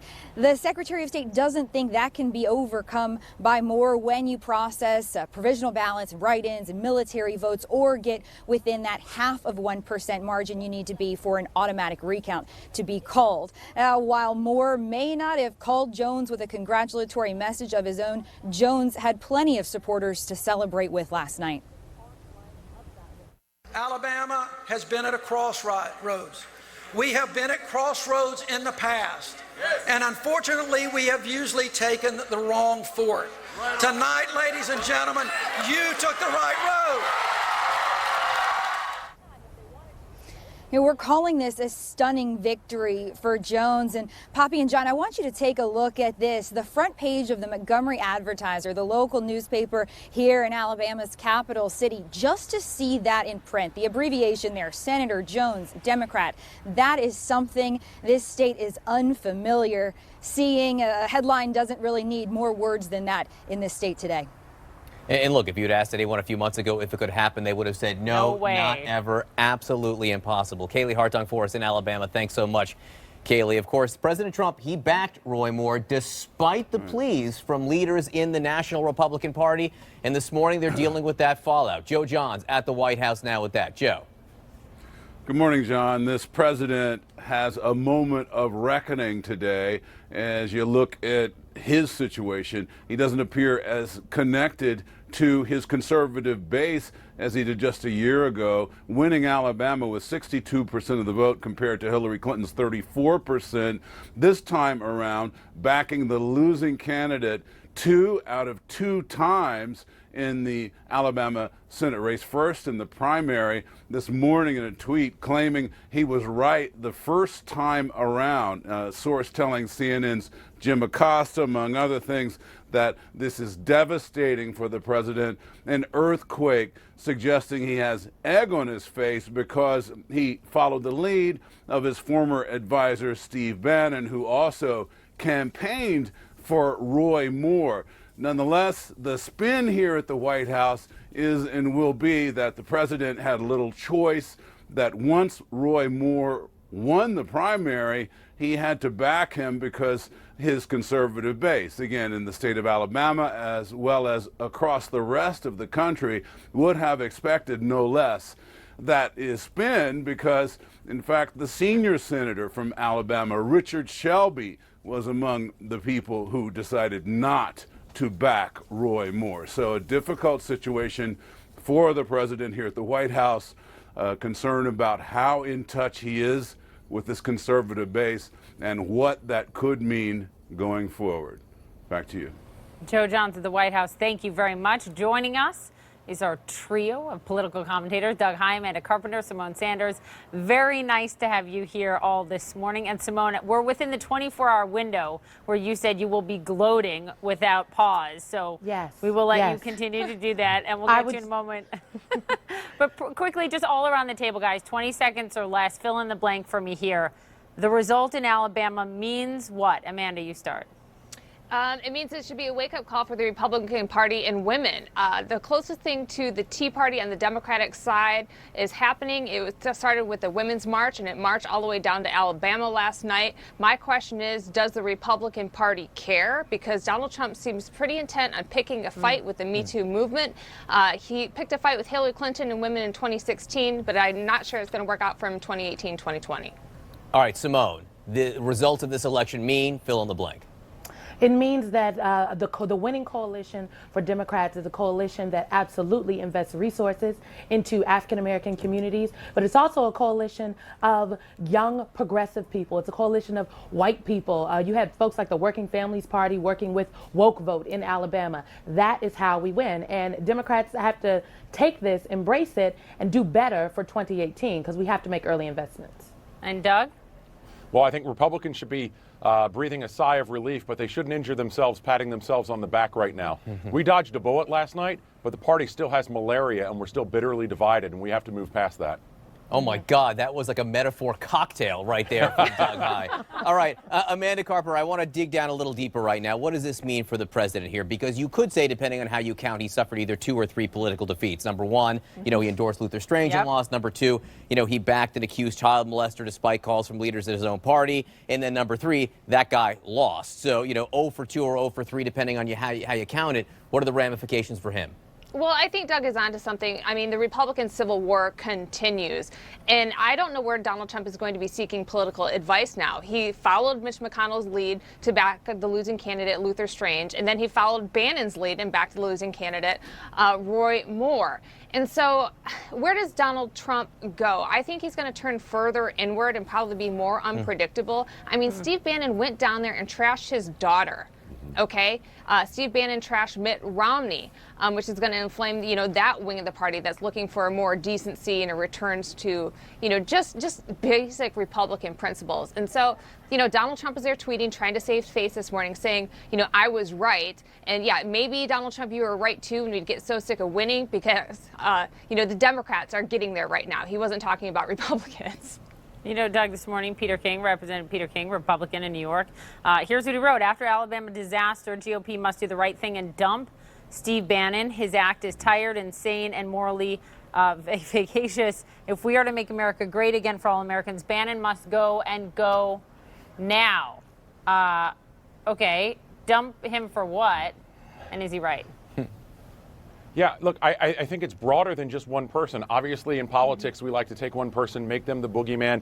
And in this case, there's truth to that. But this predates Steve Bannon. This predates this race. We saw fringe candidates like Todd Akin and Richard Murdoch in Missouri and Indiana. We saw Christine O'Donnell in Delaware. We saw Sharon Engel in Nevada. 4 races that we had terrible candidates who cost us Senate seats. What we saw last night was Alabama as red a state as can be. And this is why it should be send real shockwaves to Republicans in Washington and throughout the country to kind of torture a line from Frank Sinatra. If we can choke it there in Alabama, we can choke it anywhere. We need good, smart candidates who can win, and these fringe candidates are what hold us back and ultimately have made it harder for a Republican, conservative, or even Trump agenda to be enacted. Yeah, but one point on that, these fringe candidates keep winning Republican primaries, and this is the problem with the Republican Civil War. Mitch McConnell is toxic. He needs to stay out of these races. He helped in the Republican establishment in Alabama pick Luther Strange, who couldn't win statewide. That was a mistake. They knew the conservative base wasn't going to be excited about Luther Strange. So until the conservative base and the Mitch McConnells of the world can get on the same page earlier in the primary, this is going to keep happening. I would have supported a great female candidate like Martha Roby, who's the hardest working member of Congress from the Alabama delegation. That might have been a way forward that I think Amanda and I could agree on. No, she wasn't on the ballot. There were 3 candidates. Roy Moore was the one who won. Then, Simone, let's talk more about the president right now, because there is a figure, and hopefully we have the graphic for that, on his approval rating inside the state of Alabama right now. Alabama, by the way, a state he won by 1.5 million points, right? I guess he won by 26 points, a year ago. And now he's not underwater, he's under 50% approval in Alabama, Simone. How problematic is that for the president around the country?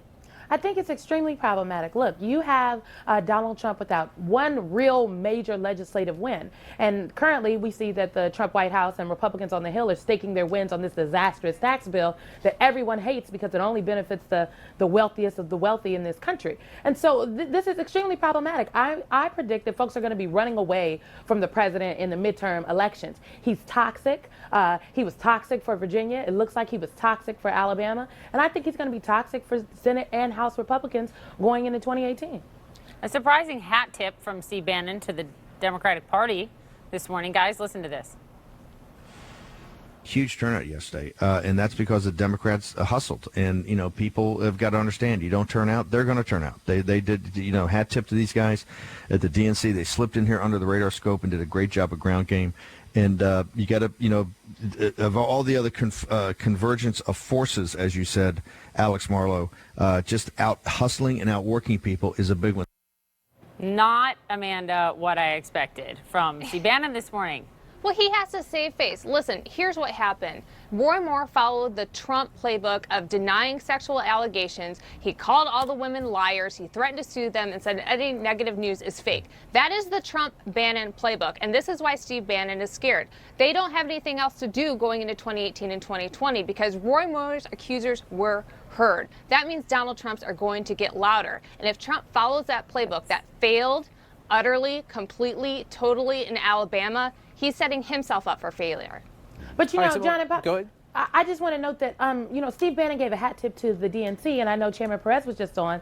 And yes, the DNC made an investment, but there was a real investment from local groups on the ground that coordinated themselves, a group called Woke Vote. Again, all of these folks were working together, organizing specifically around the issues to turn out African-American voters and progressive voters. And then you had outside national groups like Senate Majority PAC and Priorities USA that put in a $1.5 million digital program for black people. That is how we win. We have to attack this at all levels. And so when you make an investment in African American communities, when you make an investment in organizing and mobilization, and a little write-in campaign on the side in terms of persuasion, that is how you see results. We actually have those numbers, hopefully, on the African American vote in terms of the overall vote right now. They made up 29% of the voting population yesterday, and of that group, it voted 96% for Doug Jones. They're, of course, a higher percentage than they are in the overall population. They voted more for the Democrat yesterday than he even voted for Barack Obama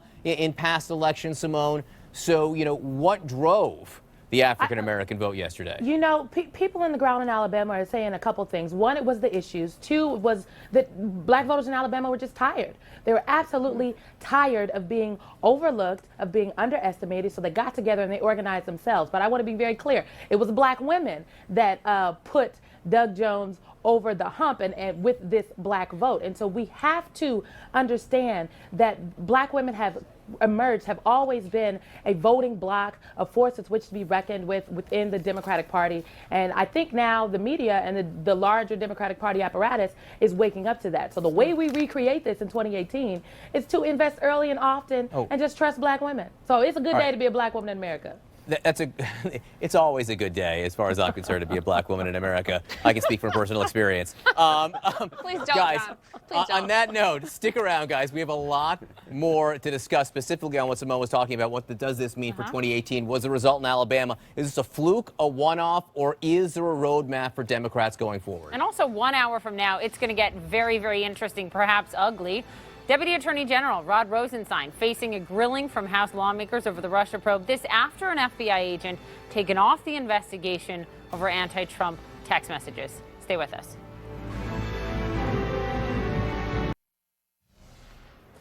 Given the Alabama stunner last night, is the Senate really in play in 2018? We have a special guest star appearance this morning from Chris Cillizza. I never get into You're usually like that. snoozing during this show. I do. I like to take a little mid-morning nap. I'm not going to lie. There's nothing wrong with that. We're glad you're here. You write about it this morning. So, really? Yeah, I mean, yes, it is in play in that you could say Democrats have a chance at winning the majority in 2018 and not be laughed out of a room of smart people. That does not mean it is the likeliest outcome, because it's not. You still have 26 Democratic seats up. You only have 8 Republican seats up. Of that 26, 10 of those Democratic seats are in states that Donald Trump carried, except a Democrat just won in Alabama last night. A place where Donald Trump won by 28 points, a place where no Democrat has been elected to the Senate since 1992, and that guy switched parties 2 years later, which tells you everything you need to know about the state of Alabama. So, yes, Roy Moore is a unique figure, a uniquely polarizing figure, but the disparity between the Democratic base, particularly the African-American community turnout, and the Republican/Trump base turnout has to concern you if you're a Republican in virtually any state in the country up on the ballot. Doug Jones' victory might be necessary but not sufficient for a Democratic takeover in 2018. So that's what it might mean on Election Day a year from now. What does it mean, today and tomorrow for what the president is trying to do in Congress? Quickly, one other thing that it does matter for, other than raw numbers, I'll get to it. It does matter for fundraising, and it does matter for candidate recruitment. And retirement. Right, and retirements on the Republican side. If you are looking at this race and at running for something, and you're a Democrat, and you see what you saw last night, you are much more likely to run. If you're a donor, you're much more likely to give. What does it mean for Trump's agenda? I think it means very little for the tax bill. I think, in fact, you may see the tax bill speed up in terms of getting it passed, because Republicans were close to panic prior to this, saying we haven't done anything, we're going to be punished by our base. Well, if you then have an election in which your base is clearly demoralized, which it was, and the Democratic base is super fired up, now you think this is the only thing that we can do. I'm not convinced that's a panacea, and I'm not convinced it makes it better, but for this tax bill, because Doug Jones is not going to be sworn in until late 2017 or early 2018, doesn't matter. For the rest of his agenda, look, I mean, go back to the healthcare fight. They lost 3, they could only lose 2. Well, now they can only lose 2 on anything going forward. I mean, with a caucus that has Susan Collins, Lisa Murkowski, John McCain, Bob Corker, Jeff Flake. The math is, it's worse. I'm not a mathematician, but I can conclude that 3 seats is a better majority than 2 seats. We're so glad you got up from your nap for us this morning. Hey, I'm going to go right back. I sleep in a suit, interestingly enough. You should. I mean, how many pieces did you write last night? I don't know. You know, sometimes Well, I just being go on into a television? zone. You just go into a zone. He wasn't showing his hands while he was talking to us. He wrote another one. There you on go. TV right now. Our panel is back with us to delve deeper into this, to figure out maybe what this means going forward when we talk about control of the Senate and politically overall in this nation. You know, we talked about the African-American vote. Let's look at another key factor here, and that's the suburban vote in Alabama right now. You know, it was essentially tied. The suburban vote here was essentially tied, but for Democrats to tie Republicans in the suburbs in Alabama is stunning. Republicans lost the suburbs in Virginia. That's why they lost that race there, Doug Heye. So again, what does this mean going forward?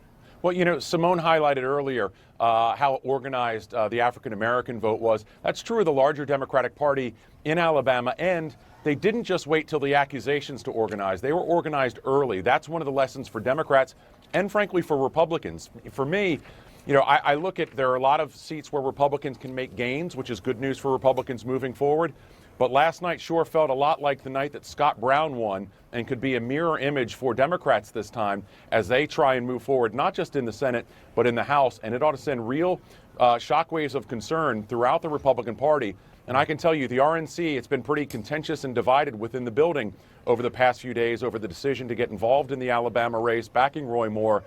That contentiousness, those divisions within the RNC, those are only going to intensify over the next coming days. Amanda, women broke for Doug Jones in a big way. By 16 points, he led women. And you talked about the Me Too moment that this is and the president fighting it, in your words. So, I mean, what does this tell us and what does it portend for the president, for the midterms, and what the White House strategists should be thinking about this right now? Well, they need to rethink what they're doing, but I'm not sure they can unring that bell. I mean, the day after Donald Trump was elected president, thousands of women came to Capitol Hill and started marching in opposition to him. And that frustration has not gone away. It's only intensified. And Donald Trump never backs down from a fight. Here's what he does. Here's what he's going to do. He's going to try to single out someone as the face of the movement. Right now, he's picked Senator Kirsten Gillibrand. And he will bully and bully and bully her, hoping that someone makes a mistake along the way. And I'd argue that Senator Warren already did make that mistake by sort of implying that Gillibrand was being slut-shamed, which is just a shocking, stupid remark that shows she doesn't understand what that term actually means. And so this is what Donald Trump is going to do. He's not going to change what he's doing. He's going to go even harder at these women. I think that they're probably going to try to discredit the accusers that are coming out. And so, you know, what we saw in 2016 with Bill's accusers being paraded around, Donald Trump's going to keep doing something like that. And so I believe that will continue to turn off suburban women. And I don't know what Republicans are going to do. People at the RNC, honestly, I'd resign. I'd get out of there. This was an embarrassment to the party. You're not going to make things better by trying to help Donald Trump execute a flawed, fatal strategy. You're only going to go down with them. And that's his strategy. Hasn't he come out and said, you will get behind me or I will take the party down with me? Well, go down by yourself, buddy. It is notable, the RNC, Ronna McDaniel, did end up backing Roy Moore in the end with money. All right, you know, Simone, Amanda brought up Kirsten Gillibrand, the senator from New York. She had an interview this morning. She sort of tied together the election in Alabama last night and the attack that the president made on her yesterday, where he said she would do anything for money. Listen to what she says. It was certainly just a sexist smear intended to silence me, and I'm not going to be silenced on this issue. I've heard the testimony of many women, numerous accusers. I believe them, and he should resign for that. I think Congress should do an investigation because we need accountability, and women aren't going to be silenced right now. And as we just saw in Alabama, women are not going to be silenced. African American women are not going to be silenced, and they came out in numbers. So I guess, Simone, specifically in the narrow sense, do you think this Me Too moment, this moment of reckoning, will be important politically in the elections next year? Absolutely, and I think it'll be important because we are not going to escape this conversation. lawmaker after lawmaker, operative after operative is going to have to go on the record talking about sexual misconduct and sexual assault. And the attacks on Senator Gillibrand were absolutely a sexist smear. It was disgusting, and it did nothing good for Donald Trump and everything great for Senator Gillibrand, because now she has an additional platform to talk about believing these women. And so this is not going away in 2018. You're going to have folks all across the country, congressional candidates, Republicans, who are running saying, you know, not necessarily do you want the president to resign, but if elected, would you vote for and support an investigation? And I think that's an important line to toe. And the last thing I'll note is this Me Too moment, it is absolutely women, but it is a broad coalition of women that includes women of color. And in Alabama last night, yes, suburban women came out, but it's increasingly more progressive women, some moderate Republican women, and women of color, because 64% of white women in Alabama voted for Roy Moore last night. We cannot escape those numbers, and I think those numbers matter and they're important. Doug Hey's scathing editorial in USA Today this morning, going much further than that paper's editorial board usually goes. Let me read part of it. A president who would all but call Senator Kirsten Gillibrand a whore is not fit to clean the toilets in the Barack Obama Presidential Library or shine the shoes of George W. Bush. Your response, and at what point is this too far?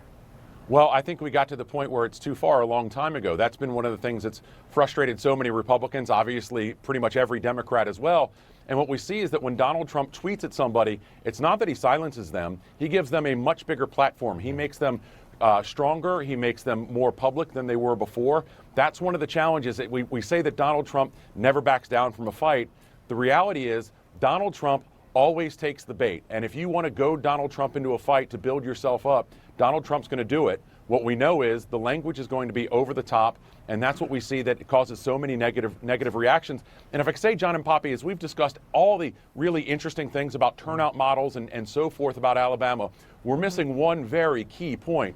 If you want to win a Senate race, don't nominate somebody who's going to have multiple charges of child attacks on children, attacks on women, all these things that we've seen on Roy Moore. Don't do that. This is pretty simple, and we can look at different turnout models. Don't be like Roy Moore. But that's then. I was just going to say that's that. You know, that is now. But the president ran with these 15 women coming forward against him, different allegations, but that was a different moment. Absolutely. Yeah, and here's the thing. Donald Trump he does take the bait, but he loves to try to find a target. And he is making Kirsten Gillibrand a target, and he's riling up the conservative base. Listen, I've listened to a lot of talk radio. I come from that conservative media world. They are zoning in on Gillibrand. They think she's a fraud. They call her all kinds of things. And they need an enemy. Donald Trump cannot succeed without an enemy. So, you know, he's going to have his laser run. He's going to try to find one until he can pick that fight and rile up the base in his favor. I think Senator Gillibrand would be happy to be Donald Trump's enemy. She is not backing down. We are happy to have all of you. We are happy to have all of you. We got to run. Simone, Doug, Amanda, thanks so much for being with us. Thank you. All right. An FBI agent booted from Bob Mueller's Russia investigation over these text messages where he called the president an idiot, among other things. All right, a quick check in the markets as they opened this morning. Futures point to a flat opening following record highs for the Dow and S&P yesterday. The dollar took a hit amid the Alabama upset. And Democrats' big win could spell trouble, investors think, for the president's economic agenda.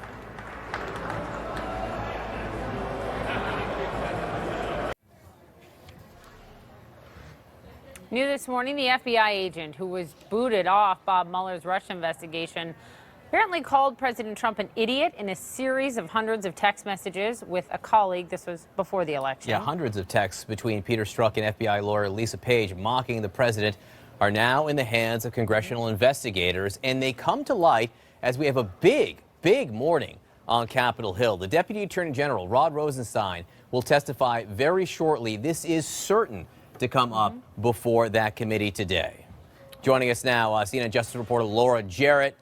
Laura, talk to us more about these texts.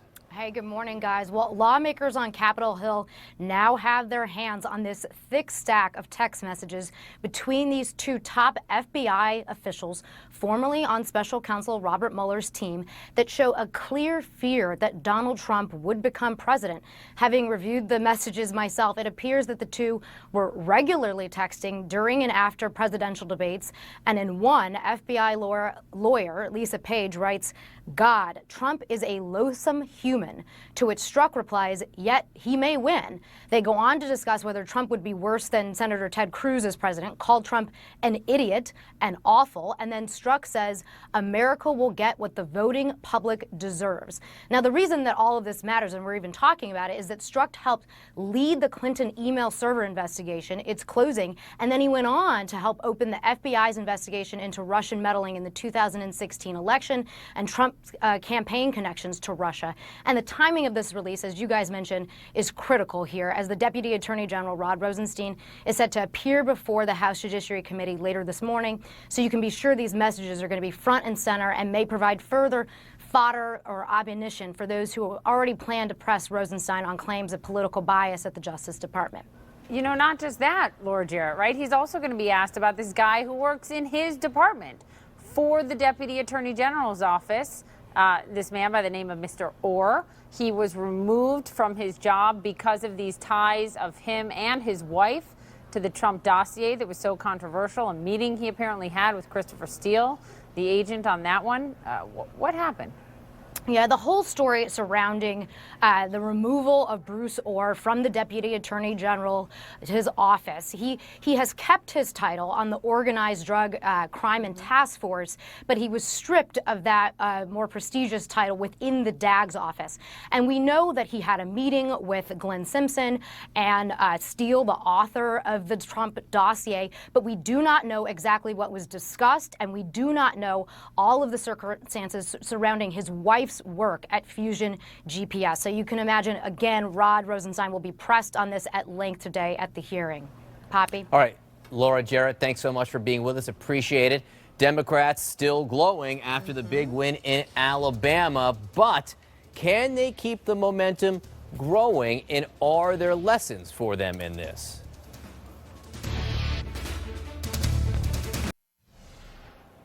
All right, a Democrat is going to the Senate from the state of Alabama. This has national Democrats naturally looking to 2018. Is this a sign of things to come? Joining us now, Democratic Congressman Joaquin Castro of Texas. Thank you so much for being with us, sir. Your reaction to the election last night? Well, it was a big and energizing win for Democrats across the country.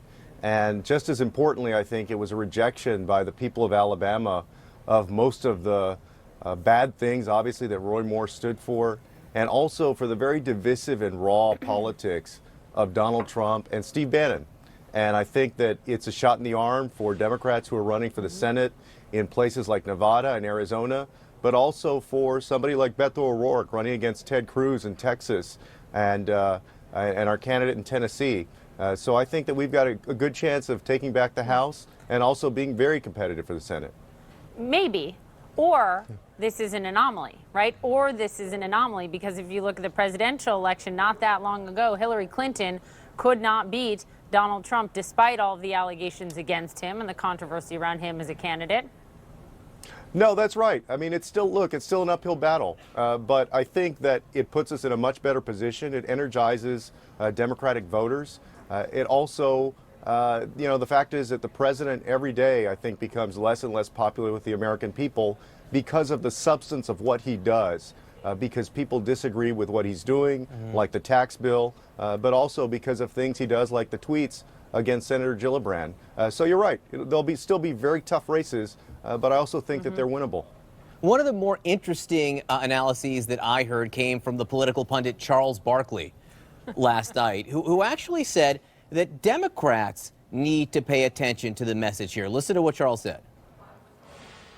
This is a wake-up call for Democrats. Your Democrats, and I told Mr. Jones this, and I love Doug, they've taken the black vote and the poor vote for granted for a long time. It's time for them to get off their ass and start making life better for black folks and people who are poor. They've always had our votes, and they have abused our votes, and this is a wake-up call. Is he right, Congressman?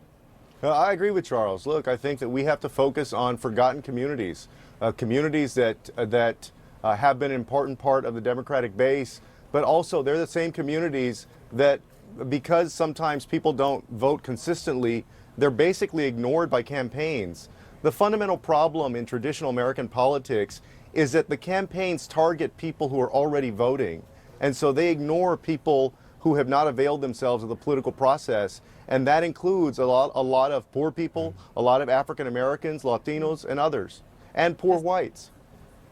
You just look at the African American turnout. Right. I mean, yesterday, it's bigger than the share of the population there percentage-wise. So let's turn to your role on the House Intelligence Committee, okay? Because we now are just less than 15 minutes away from Rod Rosenstein, the Deputy Attorney General, coming before Senate Judiciary to testify. He's going to be asked a lot about the really high-ranking FBI agent Peter Strzok and those text messages, very anti-Trump text messages, while he was leading the Hillary Clinton email probe, and a very high-ranking official on Bob Mueller's Russia probe, using words like calling the president an idiot, talking about a potential victory as terrifying, saying, I'm afraid we can't take that risk of him becoming president. Does this give you pause, at least, Congressman, about the independence of this investigation? It doesn't give me pause about the entire investigation, no, because it's much larger than one single person. And also because Bob Mueller took the right steps when he found this out. He moved the person from his place in the investigation. If he had seen that this was going on from this person and others, and continued to leave them there, then I think that President Trump's claim would have more merit. But the fact is that he removed him from his position in the investigation. And also, folks who are in law enforcement, FBI agents and others are going to have political opinions. There were two major candidates in last year's presidential election, Donald Trump and Hillary Clinton. So it's safe to say that all of those agents who went out and voted either for Donald Trump or Hillary Clinton. So it's not a surprise that somebody's going to have a preference. But the devil's advocate here, you have these people, Lisa Page and Peter Strzok, sending these text messages back and forth, and they were both involved. You now have this guy Orr from the Justice Department who was demoted because he was involved somehow with the Steele dossier. And Republican critics will say you have people who work in this investigation, the Mueller investigation, who donated to various political causes. Again, does it give the investigation the appearance of a political slant? I don't think so. I don't think so at all. Again, the investigation is much bigger than one or a few people, and as long as Bob Mueller is taking the right steps to make sure that the investigation remains fair and objective, then I believe it's valid. But can I just say, Peter Strzok, the FBI agent we talked about first, was not taken off the Hillary Clinton email investigation. He was taken off the Bob Mueller Russia probe, but he wasn't. Right. He was there for the full time. And he actually, we now know, changed the language in Comey's very now famous statement from, grossly negligent, which has legal implications for Clinton, to extremely careless. Right? And so now you have the White House saying we need a second special counsel to look at this stuff. No merit there? Well, I think that, look, the president is trying to do everything that he can to discredit Bob Mueller and the investigation that's going on. So a request for a second special counsel, I think at this point is absurd. I don't think it has any merit. We have to leave it there. We do have some breaking news. Congressman, appreciate you being here. Thank you. All right, the breaking news is from the White House. News maybe of some kind of an internal shakeup. Much more when we come back.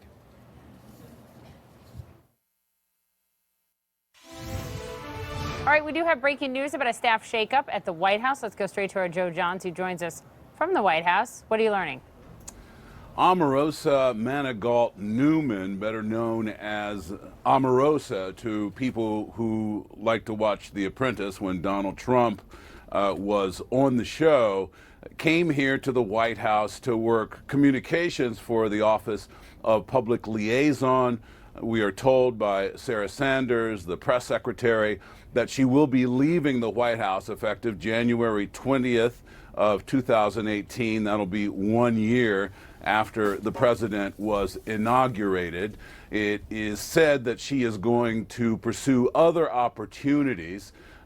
We do know, among other things, that Omarosa essentially got married not too long ago. Her husband, of course, works in the southern United States. He's a minister, and it was very clear that she was doing a lot of traveling, for one thing.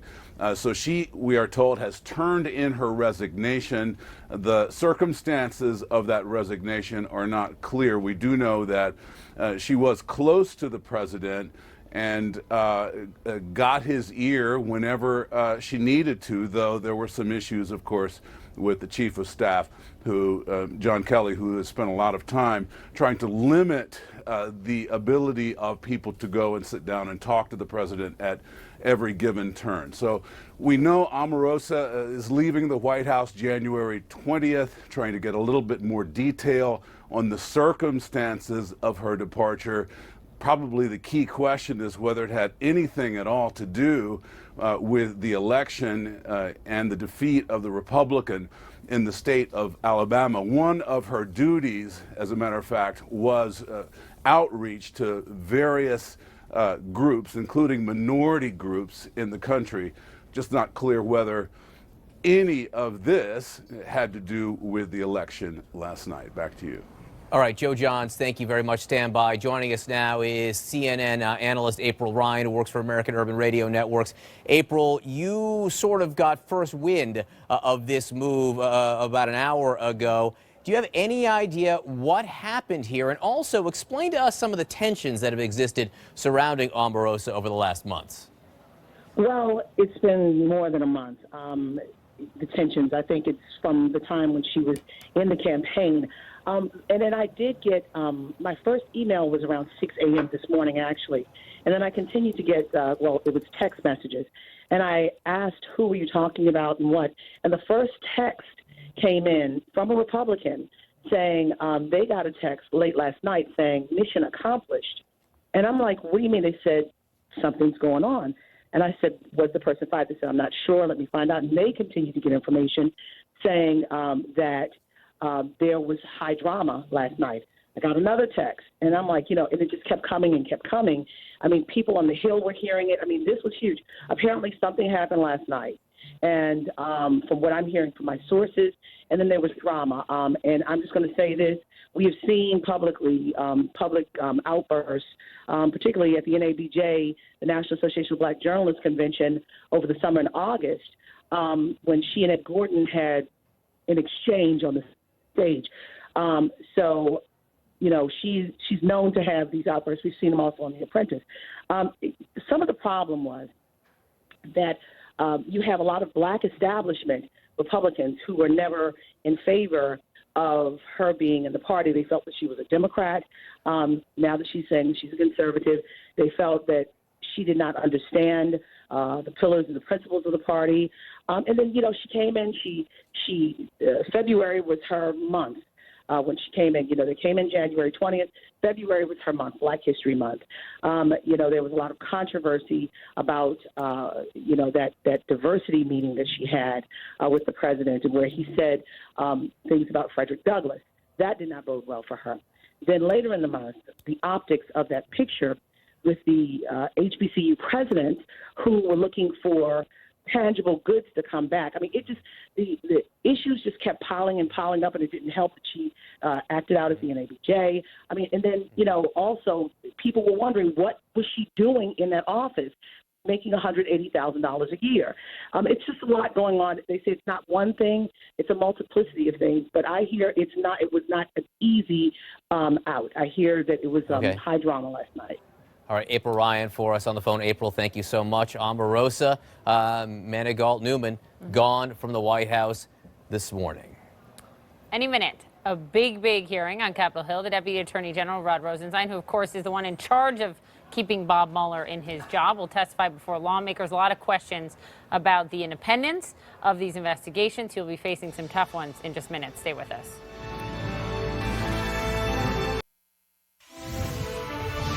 All right, good morning, everyone. I'm John Berman. I'm Poppy Harlow. Top of the hour, we are following some major developments this morning on Capitol Hill. Take a look at what's going on right now. On your left, Deputy Attorney General Rod Rosenstein is going to appear before the House Judiciary Committee for a hearing that might have been routine, except for a lot of things, except for the Mueller investigation that more and more Republicans are seeing as, well, not totally independent. So they'll pose some tough questions to him. On the right of your screen at any moment, a news conference from top Senate Democrat Chuck Schumer. All right, what Schumer is going to do is suggest that the Senate push back the final vote on the Republican tax plan. Why? He wants to see the freshly elected, or the next Democratic senator from the state of Alabama, Doug Jones. He wants him seated, which would reduce the Republican majority to 1. So we're waiting on those two live events. While we wait, let's go down to Alabama right now. Our Kaylee Hartung is there. This race is what is causing this news this morning. Kaylee. Yeah, absolutely, John and Poppy. This sense of urgency in the Republican effort to get that tax bill passed, because as the Secretary of State of Alabama has explained it to me, it's going to take a couple of weeks to certify the results from this election. It will happen after Christmas, sometime between December 26th and January 3rd. So it is very likely that Doug Jones won't be sworn in until after the new year. Now, last night, with just that 1.5% margin of difference between the two candidates, Roy Moore refused to concede the race. We still haven't heard such a concession from him today. He hasn't so much as called Doug Jones, as far as we know, at least not last night. But last night, Doug Jones had the confidence that the people of Alabama had spoken. Alabama has been at a crossroads. We have been at crossroads in the past. And unfortunately, we have usually taken the wrong fork. Tonight, ladies and gentlemen, you took the right road. Doug Jones was able to pull off this stunning upset with the help of a special coalition of voters in Alabama, African Americans who turned out in greater numbers than they did for Barack Obama in 2008 or 2012. Our numbers show 30% of the electorate here made up of the black vote, and also women in this state, educated white women who turned out 57 to 42% in favor of Doug Jones. We'll be standing by with you guys to see what happens on Capitol Hill today. John, Poppy. All right, Kaylee Hartung for us in Alabama. Again, we're watching for Chuck Schumer, who will come out right now and say what he thinks the impact of this election should be. The White House, President Trump, after endorsing Roy Moore, campaigning for Roy Moore, is now trying to put some distance between himself and Roy Moore. Our Joe Johns at the White House with that. Joe. John, one of the takeaways from last night almost immediately is that flawed candidates do not win, even when they have the backing of the President of the United States. The President acknowledging that more or less in a tweet this morning without mentioning Roy Moore's name. The tweet says, if last night's election proved anything, it proved we need to put up great in capital letters Republican candidates to increase the razor-thin margins in both the House and the Senate. And that is something that did not happen because, as we know, Roy Moore had a lot of baggage that ended up apparently taking him down in Alabama. The president also tweeting this morning a number of other things, pointing out that he picked the right candidate, if you will, in the primary. The fact of the matter is the president picked losing candidates in both the primary and the general election, really raising questions about his choices as well as the party's choices. CNN's Jim Acosta, of course, reporting just last night that people at the White House were using words like devastating, calling this an earthquake for the president, and also suggesting the president has egg on his face because of his former advisor, Steve Bannon. Of course, Steve Bannon campaigned in Alabama for Roy Moore and encouraged the president to do as well.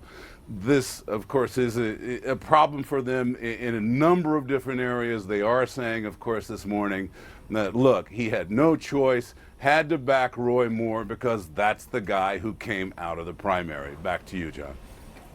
All right, Joe Johns at the White House. Before you go, though, there has been quite a departure from the White House. Omarosa Manigat, who works in the White House, people may know her from The Apprentice as well, when Donald Trump was hosting that. She's gone. Why? It's not clear why she's gone, in fact. What we do know is Sarah Sanders, the White House press secretary, put out a statement today indicating that her resignation is effective January 20th. That'll be exactly 1 year since Donald Trump was sworn in. She did do outreach to groups, including minority groups, for the White House through the Office of Liaison. And now she's on her way out. One of the big questions, of course, is the extent to which this had anything to do with the election in Alabama last night or any other drama, as April Ryan put it just a little while ago here on CNN. Omarosa Manigault Newman is now out. We know also that she got married recently. Her husband lives in the South, works in the South. He's a minister there, and she'd been traveling every weekend or so to be with him, a difficult situation. So we've reached out to Omarosa, and she has not responded to calls and emails so far. Back to you. All right, Joe Jones at the White House. Thank you. All right, want to bring in our panel right now. Joining us, Washington Bureau Chief of the Chicago Sun-Times, Lynn Sweet, and Matt Lewis, CNN political commentator, senior columnist at the Daily Beast. And what we're looking at here on the right side of the screen, you guys maybe can't see it where you are, is we're about to hear from the Senate Minority Leader Chuck Schumer. And what this is the first political fallout that the Democrats would like to see or are pushing from the Alabama election last night, Lynn. Chuck Schumer is going to argue that the tax vote should be delayed until Doug Jones is seated in the Senate. Now, it's not going to happen. My question to you, though, is why, Lynn, he's making this case. Okay, the Democrats hope to get more leverage in influencing the vote because once Doug Jones is seated, Republicans still have the majority, but it's only 51 votes. That makes any one Republican very important because they could make demands that have to be met. It means that the Democrats are in a far better bargaining position.